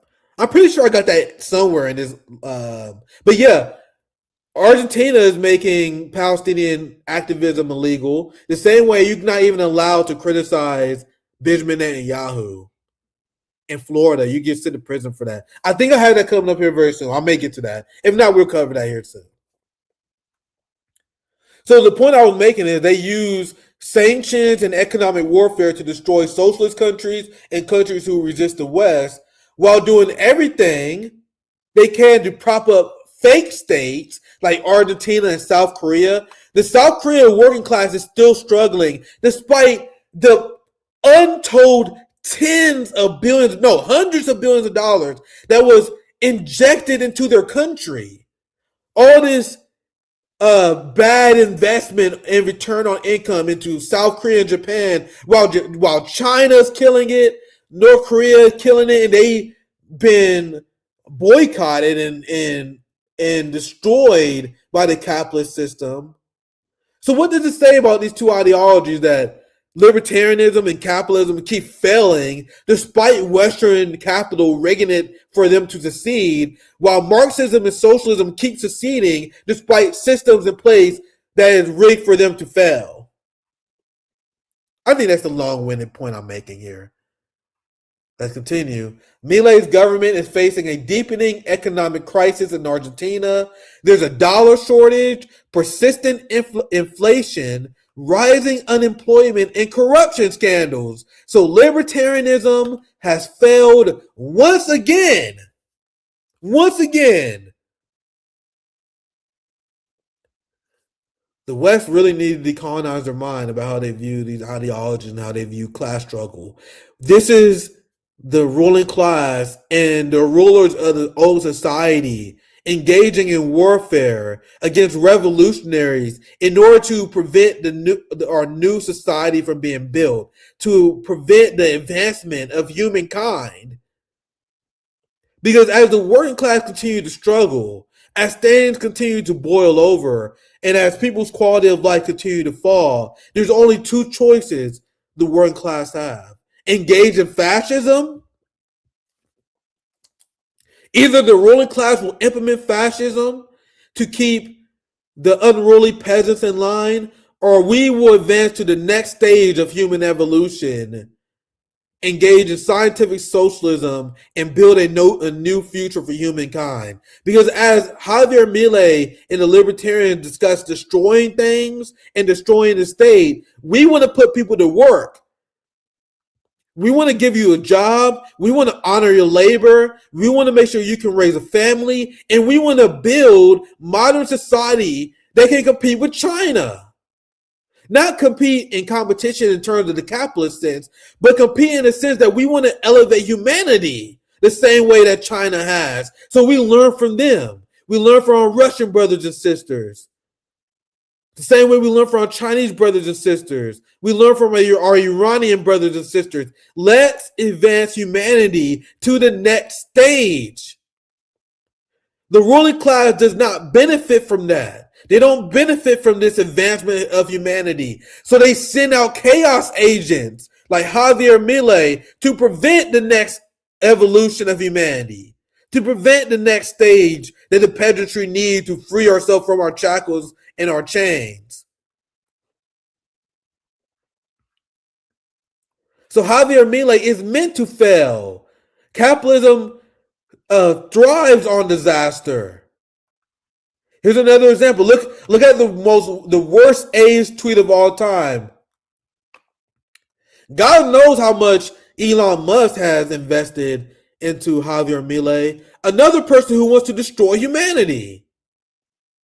So instead of advancing humanity to the next stage of development which we Marxists and socialists want, you guys understand that that's the underlying core goal of Marxism and socialism. That's the advancement that the ruling class fears, the next stage of human development. Us literally reaching the age of enlightenment that separates us from the monkeys and the baboons and animals themselves. Capitalism is inherently plays on an animalistic, tribal, the worst features of humanity. Socialism unlocks the best of us, the natural part of us, and wants to advance that stage. People like Elon Musk don't give a fuck about any of that. They want to colonize Mars. So instead of fixing Earth, libertarian tech bros want to find a new planet to destroy. What does it say about libertarian capitalist ideology? Fam, the stars is going nowhere. The universe is infinite. That shit is going, when humanity is dead, the stars will be there. We have no damn rush to reach the stars, friend. We need to save Earth first. This is the genocidal, eugenic ideology of libertarianism. That's why they're obsessed with the stars and colonizing Mars. It's because they want to destroy Earth, make it inhabitable, and then go on to the next planet and siphon resources from there. It's an anti-human ideology. And you guys know that's why liberals love Elon Musk before he went full culture warrior. Because they believe in the same thing. They're like, Elon Musk is the new Tony Stark.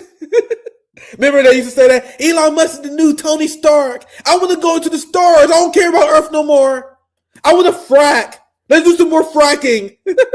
Let's destroy the Earth and go to Mars.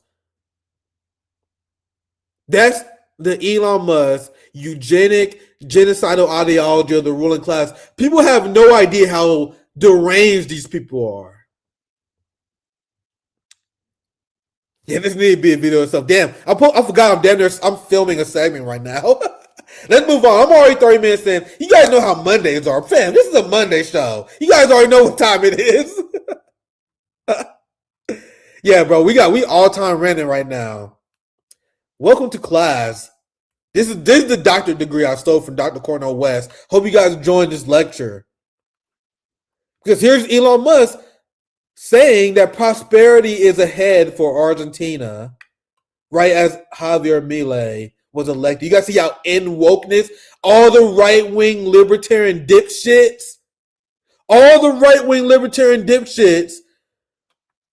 was propping this man up as the savior of Argentina. Now they are forced to eat donkey meat.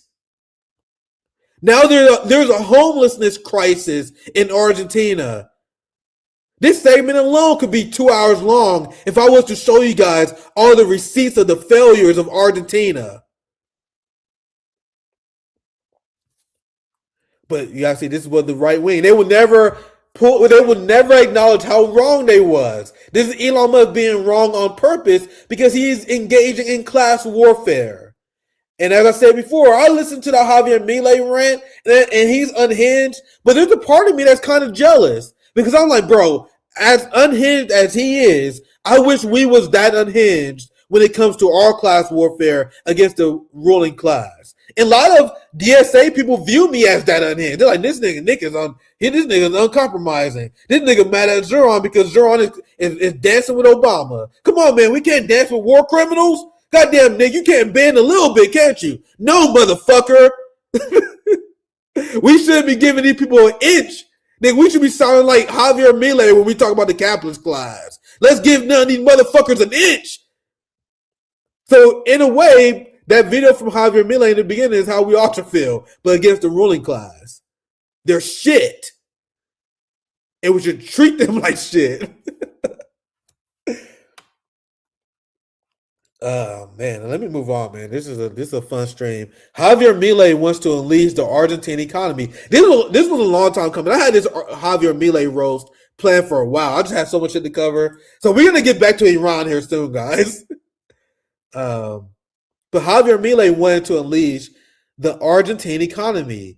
2 years later, new data shows his policies have destroyed the country's industrial base. So this is from German reporting. So everyone is reporting this all over the world. Then not just leftists. And if you think that him destroying the economy is not a plan by the capitalist class because they engage in destruction capitalism, if you think this wasn't their intention, you are a sweet summer child. Everything is going as planned. Because what do we know about the capitalist system? The capitalist system is inherently unstable and it crashes every 5 to 8 years. Then what happens? Every single time it crashes, there's a giant transfer of wealth from the working class to the capitalist class. That is government and state sanctioned. And then every time it happens, the capitalist class is like, oops, I'm sorry, we accidentally crashed the economy again, guys. We have to implement a little bit of austerity. We can't cut our military budget. We can't cut the Epstein soldier class that's working for us. We're not going to do that. You got to sacrifice. And then rinse and repeat. Capitalism is so unstable. They have a name for this system, fam. This is not an accident. You know what they call this? They have the nerve in their economic classes to name this the boom-bust cycle. They're like, oh, it's normal, guys. We have something called a boom-bust cycle where, our system fails every 5 to 8 years. Nigga, I heard this shit in school. Like, what are you talking about? Our system is made to fail. Yes, it is. Sweet summer child. 2008 is not an accident.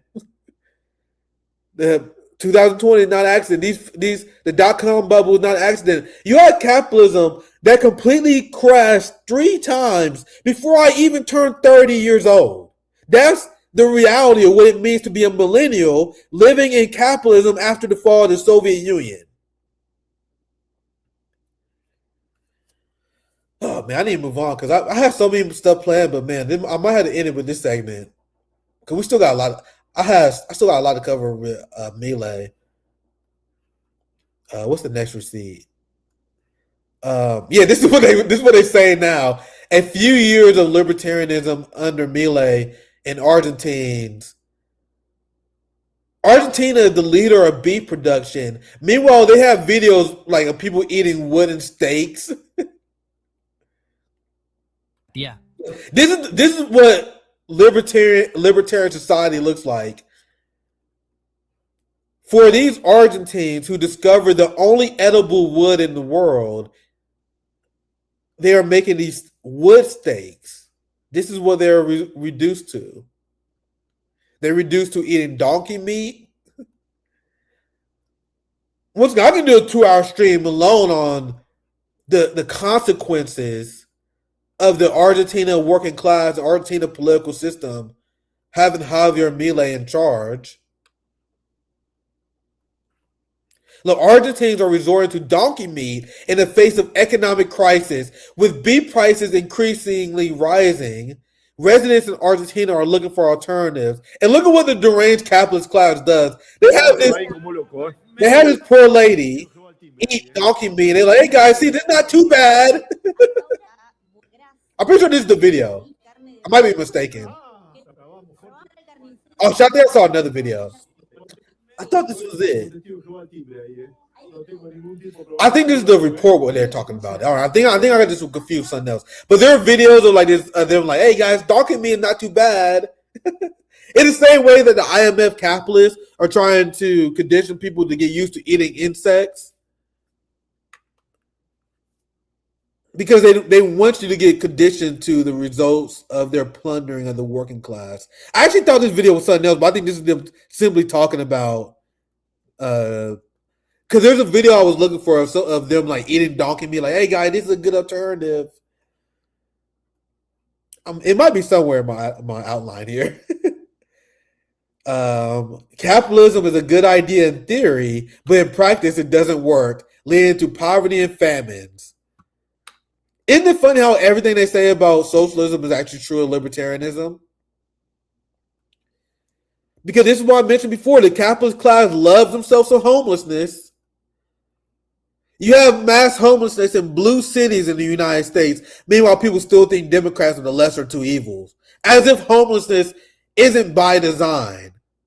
The homeless are there to scare the working class and get their ass to work so they don't do anything stupid. They're there to scare the petite bourgeois, the suburbanites. This is what happens if you don't buy into our system and sell out to the Jewish supremacist elite. So when you fight capitalism, you find homelessness. It's just it damn near be a scientific equation. Yeah, that's a George Carlin quote. The homeless are there to scare the shit out of the suburbanites. Something like that. What if I can find a quote? Homeless scare. Because I remember it too.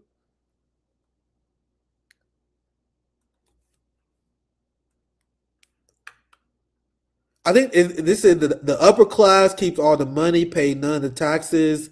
The middle class pays all the taxes and does all the work. Yeah, I think this is it. The poor are just there to scare the middle class to keep them showing up at their jobs. I think that's the quote you're talking about, right? There needs to be a scientific equation. Like, whenever there's capitalism, there's going to be homelessness. Homelessness explodes in Buenos Aires. Official data reveals that in the last 2 years, the homeless population has grown by 57%. That alone should kill your government. You know what I mean? That alone should completely delegitimize your ideology. And it has. Javier Milei numbers are tanking. He's the most unpopular leader in South America. Let me see if I can find that receipt. I read that earlier. I didn't save it though. Is this it? I don't know if this is it. Oh fuck, I'm ad block out of this. Shit. I'm trying to find a receipt to back me up on this. But I'm pretty sure I read earlier, look, Javier's approval rating hit new low. I'm pretty sure he's the most unpopular leader in South America now. But you guys can fact check me on that. I can't find the receipt I'm looking for.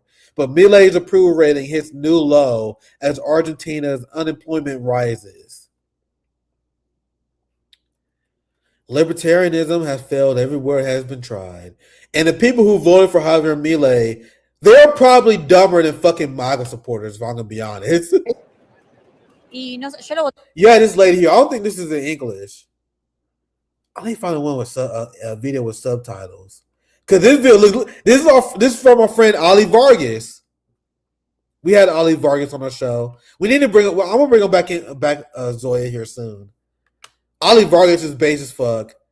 He posted a video. I think this is only in Spanish. No me puedo ir a alquilar y tengo un buen laburo. Yeah. Si me quiero ir de vacaciones. But either way, this video went super viral, like 20 million views. Jesus Christ. Look, Argentinian young professional. I voted for Milei, and now I can't afford to rent anywhere. You stupid, dumb goy. You fucking goy slave. I voted for Milei, now I can't afford rent anywhere. I'll probably migrate out of the country. But she said, I will still never vote for the left. You got to see how the libertarian mind rot works. Libertarians, they want to destroy their country. And then after they destroy their country because they hate the working class so much, and you got to know that she's an Argentinian white woman. And that's class warfare in South America in a nutshell. A bunch of white people engaging in class warfare against indigenous and brown populations. And they rather ruin their life than join the working class in their class warfare. That's how much they've been brainwashed by Thatcherite, Reaganite propaganda from the Cold War era. So this video only in Spanish, but I trust Ali Vargas' summary of it. And this people were roasting her all over Twitter. So despite her vote directly leading to the destruction of her country, she now plans to flee the country because she voted just to own the left, just to score one on the working class and what she view as woke politics. That's how unserious libertarians are. This is why Dave Smith voted for Donald Trump. And he knows people like me will hold him accountable. They rather vote for Donald Trump because they're engaged in culture wars. And because Dave Smith, the libertarian, by the way, he loves the police so much that he was willing to vote for Donald Trump in order to own the left, in order to stick it to the working class. And look at this. This is another important point that Ali makes. Notice how she has to wear her bag in the front. Look at her bag. Look how she has the bag in the front. Doesn't that show the state that Argentina is in? You voted for Javier Milei thinking that it was going to make your life safer. Meanwhile, you can't even wear your backpack on the back because you're worried that people are going to snatch it up. That's why there's cities that are unsafe in the United States. Capitalism breeds crime because it creates desperate people. Yeah, that was Ali Vargas. Ali Vargas pointed that out. Great tweet. Like, side note, notice how she has to wear her bag on the front. Another ringing endorsement on how things are going over there. Fantastic find by Ali Vargas. Friend of the show. Bag in the front because that's how unsafe it is for the working class in Argentina. That's how much Javier Milei had destroyed the working class in Argentina. This is what capitalism is designed to do, friends. And despite their Argentine working class and people fearing for their life, despite the working class fleeing your country because you failed to provide for them, your system is so horrible that people had to flee, my friend. And no one is sanctioning you. Fam, who's sanctioning Argentina right now? What excuse do they have? You've been bailed out? You've been propped up by Western capital? But despite all of that, you want to know what Javier Milei is focused on as their people are struggling? This is the focus of their libertarian hero. To be a goy slave to the same Zionist extremists that were just propping them up. Look at this.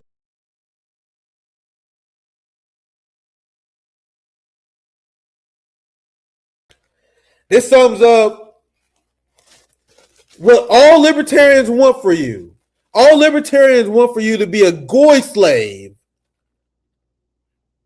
So as Argentina fails, yeah. This is Argentina's libertarian leader engaging in the goy required humiliation ritual for them to prop you up. That's why they sent him and propped him up to essentially turn Argentina into a country full of goy slaves. I'm not joking, guys. You guys realize that Javier Milei wants to create Israeli proxy states all over South America? Look, Javier Milei and Netanyahu launched Isaac Accords because Javier Milei just met with Benjamin Netanyahu once again. And this was been floated and this has been shown in Argentina's new anti-Semitism law. But look, they launched these Isaac Accords to encourage Israeli and Latin America engagement. And let me tell you guys something. You guys know that Lula in Brazil is far from fucking perfect. Lula has failed on quite a few issues. And Lula is not anywhere near beyond criticism. But people need to understand the massive bullet that was dodged in Brazil because he won over the goy slave that is now in prison.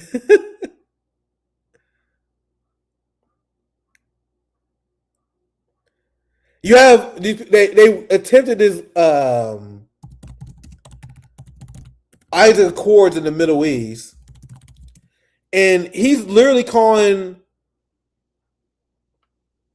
for other states in South America to do the same. You guys realize if your Bolsonaro won, you guys realize if your Bolsonaro beat Lula da Silva, Zionists will have a foothold in the largest economy in South America.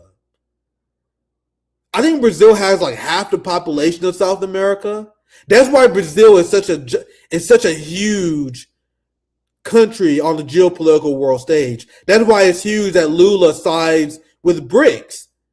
That's why he sides with Iran, and he's not willing to make an enemy out of Russia, and he's willing to collaborate with China. Do you guys realize how gigantic of a big deal that is on the world stage? Now Lula has a lot of fucking things you can criticize him on Haiti. He's a reformist in a lot of ways. He's still willing to do business with the Epstein class. Like a lot of people criticize him because he had friendly relationships with Joe Biden. Yeah, guys, we know that Lula is not a fucking Marxist-Leninist. He kind of sold out Maduro in a lot of ways. But him winning over Jair Bolsonaro, I cannot emphasize enough how important that was on the geopolitical world stage. Because Bolsonaro was good friends with Netanyahu. Let's see if I can find the video. Bolsonaro, Netanyahu. Bolsonaro.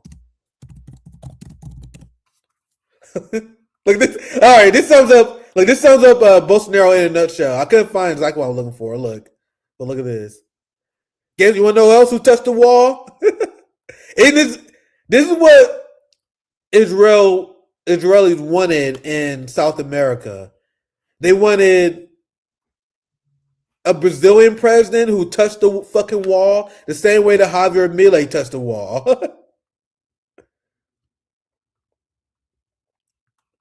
Look at it. So despite all, and I think Lula still should be criticized. We shouldn't be happy with everything Lula has done. But you got to realize that Lula locking this motherfucker up has been a boom for humanity. And I want people to realize, because imagine if Jair Bolsonaro and his goons was in charge today with Javier Milei.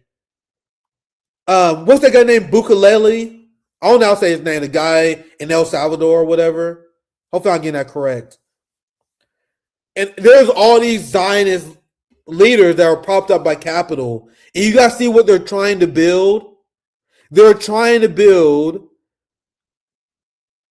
a continent of Jewish supremacists. Bukalele, yeah, I think that's who he is. Bukalele. You gotta know, I have a roast for him planned soon because I believe he's like half Palestinian.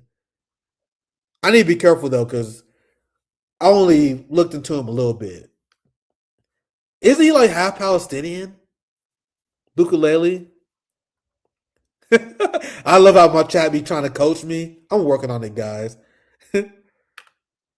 My point is there's a active, coordinated effort by the Zionist class to go after Africa, to try to spread Zionist ideology in Africa. You see how that's been very successful in countries like Nigeria.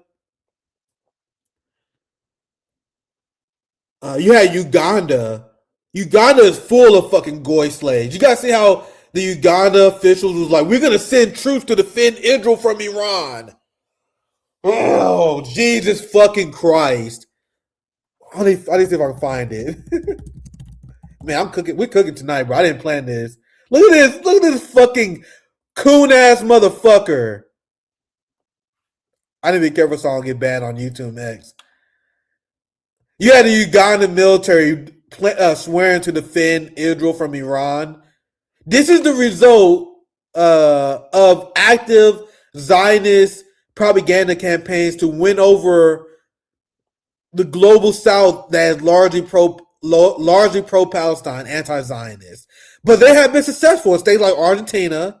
Uganda, bro. Uganda is full of fucking goy slaves. They're like embarrassment to the African people. I want to see if I can find another one. Look, I'm on my way. Uganda military chief planned trip to Tel Aviv. He also had quotes where Uganda, we're going to send military effort to Israel to defend them against Iran. So you guys see how there's Zionism that is attempting to spread throughout the world because they are a parasitic entity. They've seen that Americans are turning against Zionism. The people in the United States are done with Israel and they will never return to normal ever again. So they are expanding outward. They're expanding to South America. They're expanding to Africa. They are outright engaging in their greater Israel project in the Middle East. That's why the UAE and Saudi Arabia, all these countries are full of Goy slaves as well. And that's why they call this an anti-Semitic trope whenever you bring this up, how there's this Zionist plan, this Zog plan for world devastation. Netanyahu gives warm welcome to Argentina Milei in Jerusalem. But you think that's it? It's also Ukraine. Ukraine is the Zionist front in Europe. So you have all the idiots that have Ukraine flag, Palestine flag accounts. This is the Western dipshit left. This is Green parties all over Europe.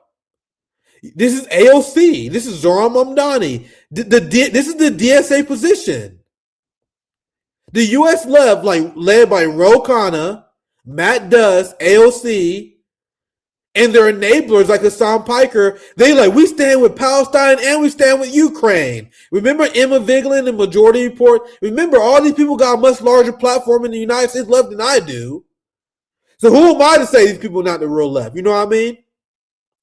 So these people stand with Ukraine, stand with Palestine. Meanwhile, Ukraine is literally criminalizing Palestinian activism. Does this sound familiar?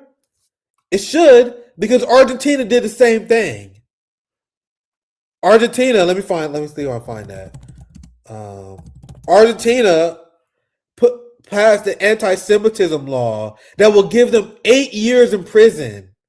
You get 8 years in prison in Argentina for quote-unquote anti-Semitism and support for terrorist organizations. Essentially, if you support the Palestinians' right to armed resistance, you will get prison time in Ukraine and in Argentina. But you guys see how deeply confused the United States left is? You guys realize that the Bernie industrial complex, they despise me because they view me as a Putin simp. That's what the Matt Duss, Nina Turner, Ilhan Omar left. That's what they think of me. They're like, oh, we gotta avoid RBN because don't you know that Nick is a Putin simp? Because I don't support Ukraine. They all saw that Ro Khanna interview. Ro Khanna came on RBN in order to sell his support to Ukraine to our audience, and it did not go well for him. Because unlike them, we understand that Russia, with Iran, with China, they're part of the axis of resistance fighting against the Zionist attempt to infiltrate Eastern Europe. Well, it already has since the Maidan coup. So the Western left supports a country that criminalized Palestinian activism. Now you guys see why I want nothing to do with the Western left? And this ideology is spreading all throughout South America. Now you have teenagers being arrested in Florida for making jokes about Netanyahu. I know you guys wanted me to cover that earlier. But you see how all this connected? I tell you guys, I'm always in the lab cooking. I connect all these stories together. That's my job. It's our job as educators. We're here to connect all this stuff. There's no happenstance. We believe in scientific socialism, anti-imperialism. We understand that all these threads connect. This is what Trotskyists and them and democratic socialists, they don't understand. They think everything is random. Oh, I stand with Ukraine. Yay. Yeah, I stand with the protesters in Hong Kong, even though they're calling for deregulation. You guys see how Trotskyism and democratic socialism, DSA ideology leads to mass confusion. Meanwhile, the quote-unquote tankies and Marxist-Leninists, we understand how all these issues interconnect, interweb, and we understand that rooting for the Zionist agenda to fail, rooting for the empire to fail, will only empower the working class and anti-imperialist movements all throughout the world. That's why we don't engage in revolutionary adventurism in Iran, rooting for Iranian protests like Dr. Cornel West, who doctorate degree I seized, by the way. Hope you guys enjoy my lecture. That's why we don't engage in revolutionary adventurism and support white supremacists, MI6 agents like Alexei Navalny. Because we see how all this stuff is connected. Because Zelensky, another Western creation, he has said many times before that he wants Ukraine to be the big Israel. Meanwhile, Palestinians are like, we got to stand with Ukraine. Absolute idiots, absolute dipshits. So this is what everyone's talking about. Florida student, this teenage girl arrested for making a Netanyahu joke on WhatsApp. But I told you guys, everything that they tell us about North Korea, everything they tell us about our enemies, everything they tell us about authoritarian Russia, China, isn't this the kind of political oppression you guys said was going on in Iran? Remember how they used to spread fake stories about how people in China would get arrested for making Winnie the Pooh jokes? Because Xi Jinping was personally offended by Winnie the Pooh. You guys see how all their fake ass stories is actually reality in the United States? Don't you know in the United States, you get arrested if you criticize Dear Leader? And Dear Leader is Netanyahu? Look at this absolute banger I put out there. 64,000 likes. Jesus fucking Christ. Fam, I remember when my pro DPRK post, I used to be like, guys, anyone wrong about North Korea? And they'll get probably 1,000 or so. But you guys see my pro North Korea tweets, they're getting tens of thousands of likes nowadays. Bro, the tide is really shifting. You guys realize everything white people told us about North Korea was pure projection. So with that said, I think I'll end this segment here because I got to end this segment eventually. I didn't really have a planned end. So let's end it there. That was over an hour segment we did end. Zoya, you there? You here to wrap the stream up for you? You guys know it's Monday. Our Monday streams are like a roller coaster. You guys never know why I don't even know why I'm gonna fucking go with these streams sometimes. But I hope you guys enjoy the stream in that segment. Zoya, you want to send this out here? Let's read some super chats. You gotta know how Monday is. Monday streams are longer. I got a lot on my mind, and I started like a cut segment. We'll be back on Wednesday. I'm gonna see if Rathbone is free. Do Nick and Rathbone on Wednesday. We skipped the last 2 weeks, but I'm sure Rathbone be down. But Zoya's love, Zoya's life. How you doing, my friend? Excellent. The chat's been on fire. I start so many chats. We're about to be here for another hour. I know how Mondays are going to go because a lot of stuff happens between Friday and the weekend, and I know Nick's got a rant. Yeah, we didn't cover Iran today, so I guess this was like a refuge from Iranian news. But you guys know we're going to be cooking on some more Iran updates on Wednesday. There's just so much to cover. That's why I never got to Javier Milei yet. There's so much geopolitics that goes on every single day. Like I'm just scratching the surface with a lot of this. Like I still need to dive more into El Salvador and Bukalele or whatever. I could get his name wrong. I'm gonna do a deep dive into him soon as well.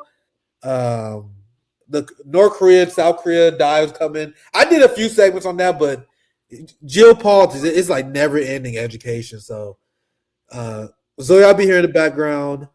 I need to grab some dinner here soon, but I'll let you send us off. Zoya, Zoya's love, Zoya's life. Please send us off here. Nick literally needs to cook after cooking on stream. Yeah. Marvin Vargas, Optics Theater. This is still comments back from the Obama segment, so bear with us. Pro Mark, Obama loved to sig drones on American citizens without trial. Damakuno, remember to like the stream, people. Yes, great reminder. Please like the stream, share, make your parents watch it. Sophia loves monkeys. Biden supported and defended the 1985 move bombing. That was the vice president of Obama who had his hands on the policy similar to Cheney. It's important to keep reminding people of these things. So thank you for all the receipts in the chat. Street Munchies, awesome, Nick. Iridescent Dragonfly, what a cool name. Go, Nick. Hi, Nick. Go, go, go, Nick. Preach. I think I met that person before. A great comrade. I think she was at one of our mutual aid events. Big shout out to them. Champamanda, thank you for the $1.99 super sticker. Billy Joy, yeah, he really ramped up war from Iraq to a Middle Eastern crusade. History repeats. Sophia loves monkeys. Gaddafi was optimistic when Obama got elected. Something to learn from for other world leaders. How did that end up? BZ Queen Bee, Lady Alex, at least one or two of those kids is homeless according to demographics. How sad is that? Like, we're watching this war criminal sing to a bunch of kids, and at least one or two of them is likely homeless statistically. Yanisly, but Gaddafi bad because no Big Macs. Yeah, no Big Macs, no OnlyFans. We gotta bomb them. Kyle Jones, they ran out of bombs during Obama. Yeah. Pepperidge Farm remembers. Hexen, the elites are not scared of the people they control. It's about time to change that. Amen. Kyle Jones, turns out that 90% civilian rate was intentional. That was Obama's drone strike rate, 90% civilian casualties, for those who might not know. Damakuno, speaking to US libs is very exhausting. Yes, we've been doing it for decades. BZ Queen Bee, kids as props. Yeah, I mean, look in the Epstein files. They dehumanize kids in the system. They're trying to bring child labor back too. Michael Moya, don't forget the hospital in Syria that was bombed during Obama's administration. Yeah, Obama actually shares a unique distinction with Kissinger. They are the only two Nobel Prize winners to have bombed other Nobel Prize winners, because Obama bombed Doctors Without Borders. Yeah, that's what I had. Mm-hmm. Billy Joy, Guardian, the most pro-Ukraine and Zionist left paper up against it, fighting against the big state left. Promark, Obama is there to pacify the populist left. Yeah, which unfortunately is full of liberals. BZ Queen Bee, they all are Ronald Reagan. Absolutely. We just have Ronald Reagan every administration. But these administrations recently are starting to make Reagan look like a leftist. Alex Rodriguez, I remember early on seeing a woman alone in New York City protesting Obama with a sign that had Obama as Hitler, and I asked her and she broke it down to me. Yeah, see, just one lone woman. You never know. Sometimes you might be that person that changes somebody's mind.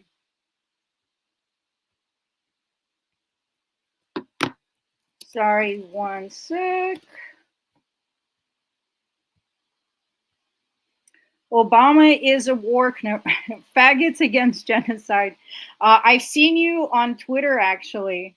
Obama is a war criminal, indeed. Patrick, thank you for the $10, supporting the cause. We really appreciate it. Smoky Sally, Nick on fire. Just the usual. That's typical Nick. The Gridge Bill report. Obama belongs in prison. Lock him up. Lock him up. But that, you see, that's the whole thing. I mean, who's gonna put these people in prisons? Guillotines existed for a reason. Billy Joy, we will never get health care and services from for people with these shills. That's definitely true. I mean, they'll give us breadcrumbs, don't get me wrong. They always give us breadcrumbs. But even like that child care that Mamdani's passing, you got to read the fine print. They're starting out with 40 children. It's going to be child care is built inside of corporate offices. There's a lot of stuff there, and he hasn't done it yet. And people are preemptively already giving him credit, unfortunately. Street cat munchies. I'll remember 2008, he bailed out the banks. Yeah, we're just listing all of Obama's crimes. Layers of snark. Mamdani could do good for New York without associating himself with war criminals. He should have run independent at least. Amen to that. But Mamdani wants a future in the Democratic Party. Pro-Mark, Jimmy Dore holds a lot of weight with the general working class. And there's a good reason for that. He was right and he was early on a lot of things, like Bernie Sanders. Casey McCoy, Hassan sucks. We know this. Yeah, we know this. 257 of us watching right now. But unfortunately, millions don't know this. And a lot of people think Hassan is a good example of communism, and we need to change that. Cat Terrell, fuck Piker. Yeah, it's a whole vibe. Let's spread it. Billy Joy, Hassan, and Erdogan fan, Mr. Flexible Grifter. Yep. RF 3471, Majority Report idiots. I hate those morons. Yeah, but they're artificially boosted. You don't see their streams get taken down like Nick's streams. The Church 5000. The first thing Obama did was give George Bush amnesty for from war crimes prosecution. That's right. Got to remember this stuff. Joseph Massey, thank you for the $4.99 super sticker. Fellow Taoists, thank you for the $5. Patagonia, the Argentina rabbit hole saddens me the deeper I look into it. Yeah, absolutely. Radical education. Nick, be careful. You sound like a communist. Yeah, God forbid. God forbid. But yeah, Zoe will be closing you guys. I hope you guys enjoying this. I love this. The last segments where I actually get to read you guys' chat. So I'm here reading it, but I'm sure Zoe will close you guys out. I'm about to prepare some dinner. Hope you guys enjoy the show. Zoe is killing it as always. Thanks, Nick. Enjoy your meal. Well deserved. Stuarton Edwardovich. And libertarians convince themselves they're the rational ones when they're the delusional utopians. Oh, we have a lot of this up is down and left is right going on. Beezus Quimby. Capitalism also creates constant crisis and financial crashes. Billy Joy, I listened to nearly an hour of Javier's serious economic thinking. He is a total clueless, corrupt bullshitter. And yet, he won. John Jay, they just voted against the anti-slave vote in the UN. Let them eat donkey. When we say they, it's not like the working class poor, the majority of Argentinians went to the UN and voted for this. It's the leadership. Whenever we talk about a country, Argentina or Ukraine, we always have to remember there's a lot of people suffering there that are under the thumbs of the ruling class, and they're at their mercy. They're going to be eating donkey meat now. Slavic Rusa, Patagonia stealing indigenous land, changed constitution. Yeah, it's a travesty. These things really belong to all of humanity, these wonders of the world, and we are watching them get destroyed. Metal Nick, it really sucks how effective libertarian capitalist BS is on Americans. It does suck. The Wombat. That's why I spent my time roasting libertarianism. And that's why I wanted to debate Dave Smith so bad, bro, but he fucking ducked. Like, I'm willing to work with libertarians on anti-war issues, but you guys know I'm still going to keep the pressure on you guys on domestic shit and your intellectual hypocrisy. So don't get me wrong. Like, there are a lot of libertarians who follow me, but I hope you guys are ready for me to continue to hold you guys accountable for your ideology. You know what I mean? The Wombat. Milei is so pathetic. Yeah. He's kind of the poster child of what's pathetic. Billy Joy, Reagan was a bastard for South America, huge amount of people killed. That's all US presidents. Every single one of them participated in colonialism, genocide, just unspeakable horrors against humanity. Every single US president. Lance Oakland, Operation Condor is the best lesson for us. If you guys don't know what that is, highly suggest you look into it. Molotov for you. You mean the same guy who legit consults both his living and dead dogs for advice, ran his country into the ground? Dude, every time I learn something about this guy, it's like, bro, what? Like, what? I learn new shit about this guy every day. It's always something cringe. Justice, Argentina had voted to join BRICS before Milei was elected, and that's why Milei was installed. Kevin Baptiste, thank you for the $10. Oh, we read this. Thank you so much for the support. They're gonna rehabilitate Javier Milei. Oh, Lord.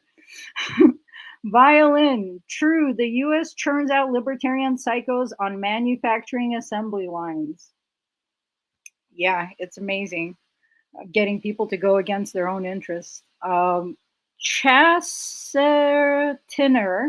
Milei caused poverty to go up 50% in his first year. So much winning. Oh my God. The darkness. Why didn't Ayn Rand pick herself up by her bootstraps? Maybe we can ask Milei to talk to her and let us know. Chase Steiner, how is defund the police not libertarian? They are an ideology full of contradictions. Harold Dog Bottom, every libertarian I've met has been a rich kid born with a silver spoon in their mouth. Metal Nick, libertarians will call out the corruption but then say we shouldn't do anything about it because it would be anti-capitalist. And that's where they fail. Billy Joy, yeah, the Virginia miners, they brought in 15,000 Marines to break their union. Yep, important history. Chase Steiner, redneck is a term that came from red bandanas they used to wear on their necks to show support for coal unions in West Virginia. Yeah, we're full of fun facts today. The chat is super educated. I love you guys and appreciate you guys. What a nice community we have here. President Jafar, the homeless population in USA is greater than the total population of Barbados. That's just capitalism. Arbiter class. The drug war is why cops are hated so much. Drug war should be abolished. Drug war should be abolished. The reason the drug war started was to suppress leftist movements, but the cops originated from slave patrols, and the drug war is not the only reason people hate cops. Violin, the same way they destroy government to justify privatizing it. They destroy socialist economies to claim socialism doesn't work. Yep, exactly. They sabotage things. That's, people in China actually like their government. People in other countries who have healthcare, who have housing, they actually like their government. Justice, Argentina used to be 30% black. Yeah, they actually had programs for centuries that were all about shrinking the black population, and they succeeded. You can look up those horrors in Argentina. President Jafar, didn't Scott Bessent work under George Soros and destroyed England economy, weakening the pound sterling, and he works for USA now? We are doomed. Cat Terrell, good to see you. I love seeing all the new and old school homies in the chat. Our economy ready to crash again. We the people will get bailed on again. Love living under capitalism. Molotov for you. Che must be rolling in his grave to see what this dipshit has done to his home country. Yeah, we need to become the next Che Guevara's ourselves. Che himself famously said that he's not a liberator, but that the people liberate themselves. Violin, it's everywhere now. During Reagan, there were almost no homeless people. Since Reaganomics, it is now the new normal. Yeah, absolutely true. And he also majorly shut down mental health care all across the countries and flooded the streets with people who were having severe mental health crises and needed help. Capitalism creates its own crisis. Henry Gustav, Austrian economics is a failure. All Western economics. The Wombat, Argentina's inflation rate is like in the 30% range, I believe, which is insane. Chase Steiner, you spitting it, Nick. That's an amazing way to put it. Yeah, Nick has a great way of creating humor, analogies, and just really succinctly delivering complex ideas in catchy ways and entertaining ways. I love listening to Nick. I'm not just a member, I'm also a fan. Hexen, speaking the truth, Nick. Violin, maximum wealth tax at 100% threshold. Tax code is the wealth distribution system and redistribution. Yeah, again, we say all these policies, but without revolution, who is going to enforce this? Well, I mean, the ruling class is not going to defund itself. So without revolution and actually just seizing the wealth and redistributing it, I think taxation, originally we didn't have an income tax, and the way they sold the income tax to Americans is that it was supposed to be a wealth tax on the rich, and then it ended up hurting the working class because the rich invented and exploited loopholes. Brian Grigsby, Nick is so compelling. Yes, absolutely. He's a gift to the working class. Stuarton Edwardovich, with the already existing productive forces in the USA, the progress under socialism would be near miraculous. Progress under socialism is always wonderful. Samuel Palmer, agree. Chase Steiner, socialism is creation and creation is socialism. Justice, Lithium Triangle, Argentina, Chile, and Bolivia have all been captured. You guys remember Elon Musk tweeting out, "We will coup whoever we want"? They're not even hiding it. That's the craziest part. President Jafar, billionaires have no right to exist. Absolutely. Can't become a billionaire without hoarding wealth and exploiting workers. Amanda Mary Brinkley, Nick, the best millennial ever. You should be the leader of all the millennials. Best opinions on the internet by far. M. Sparks, thank you for the $2. Facts, unapologetic.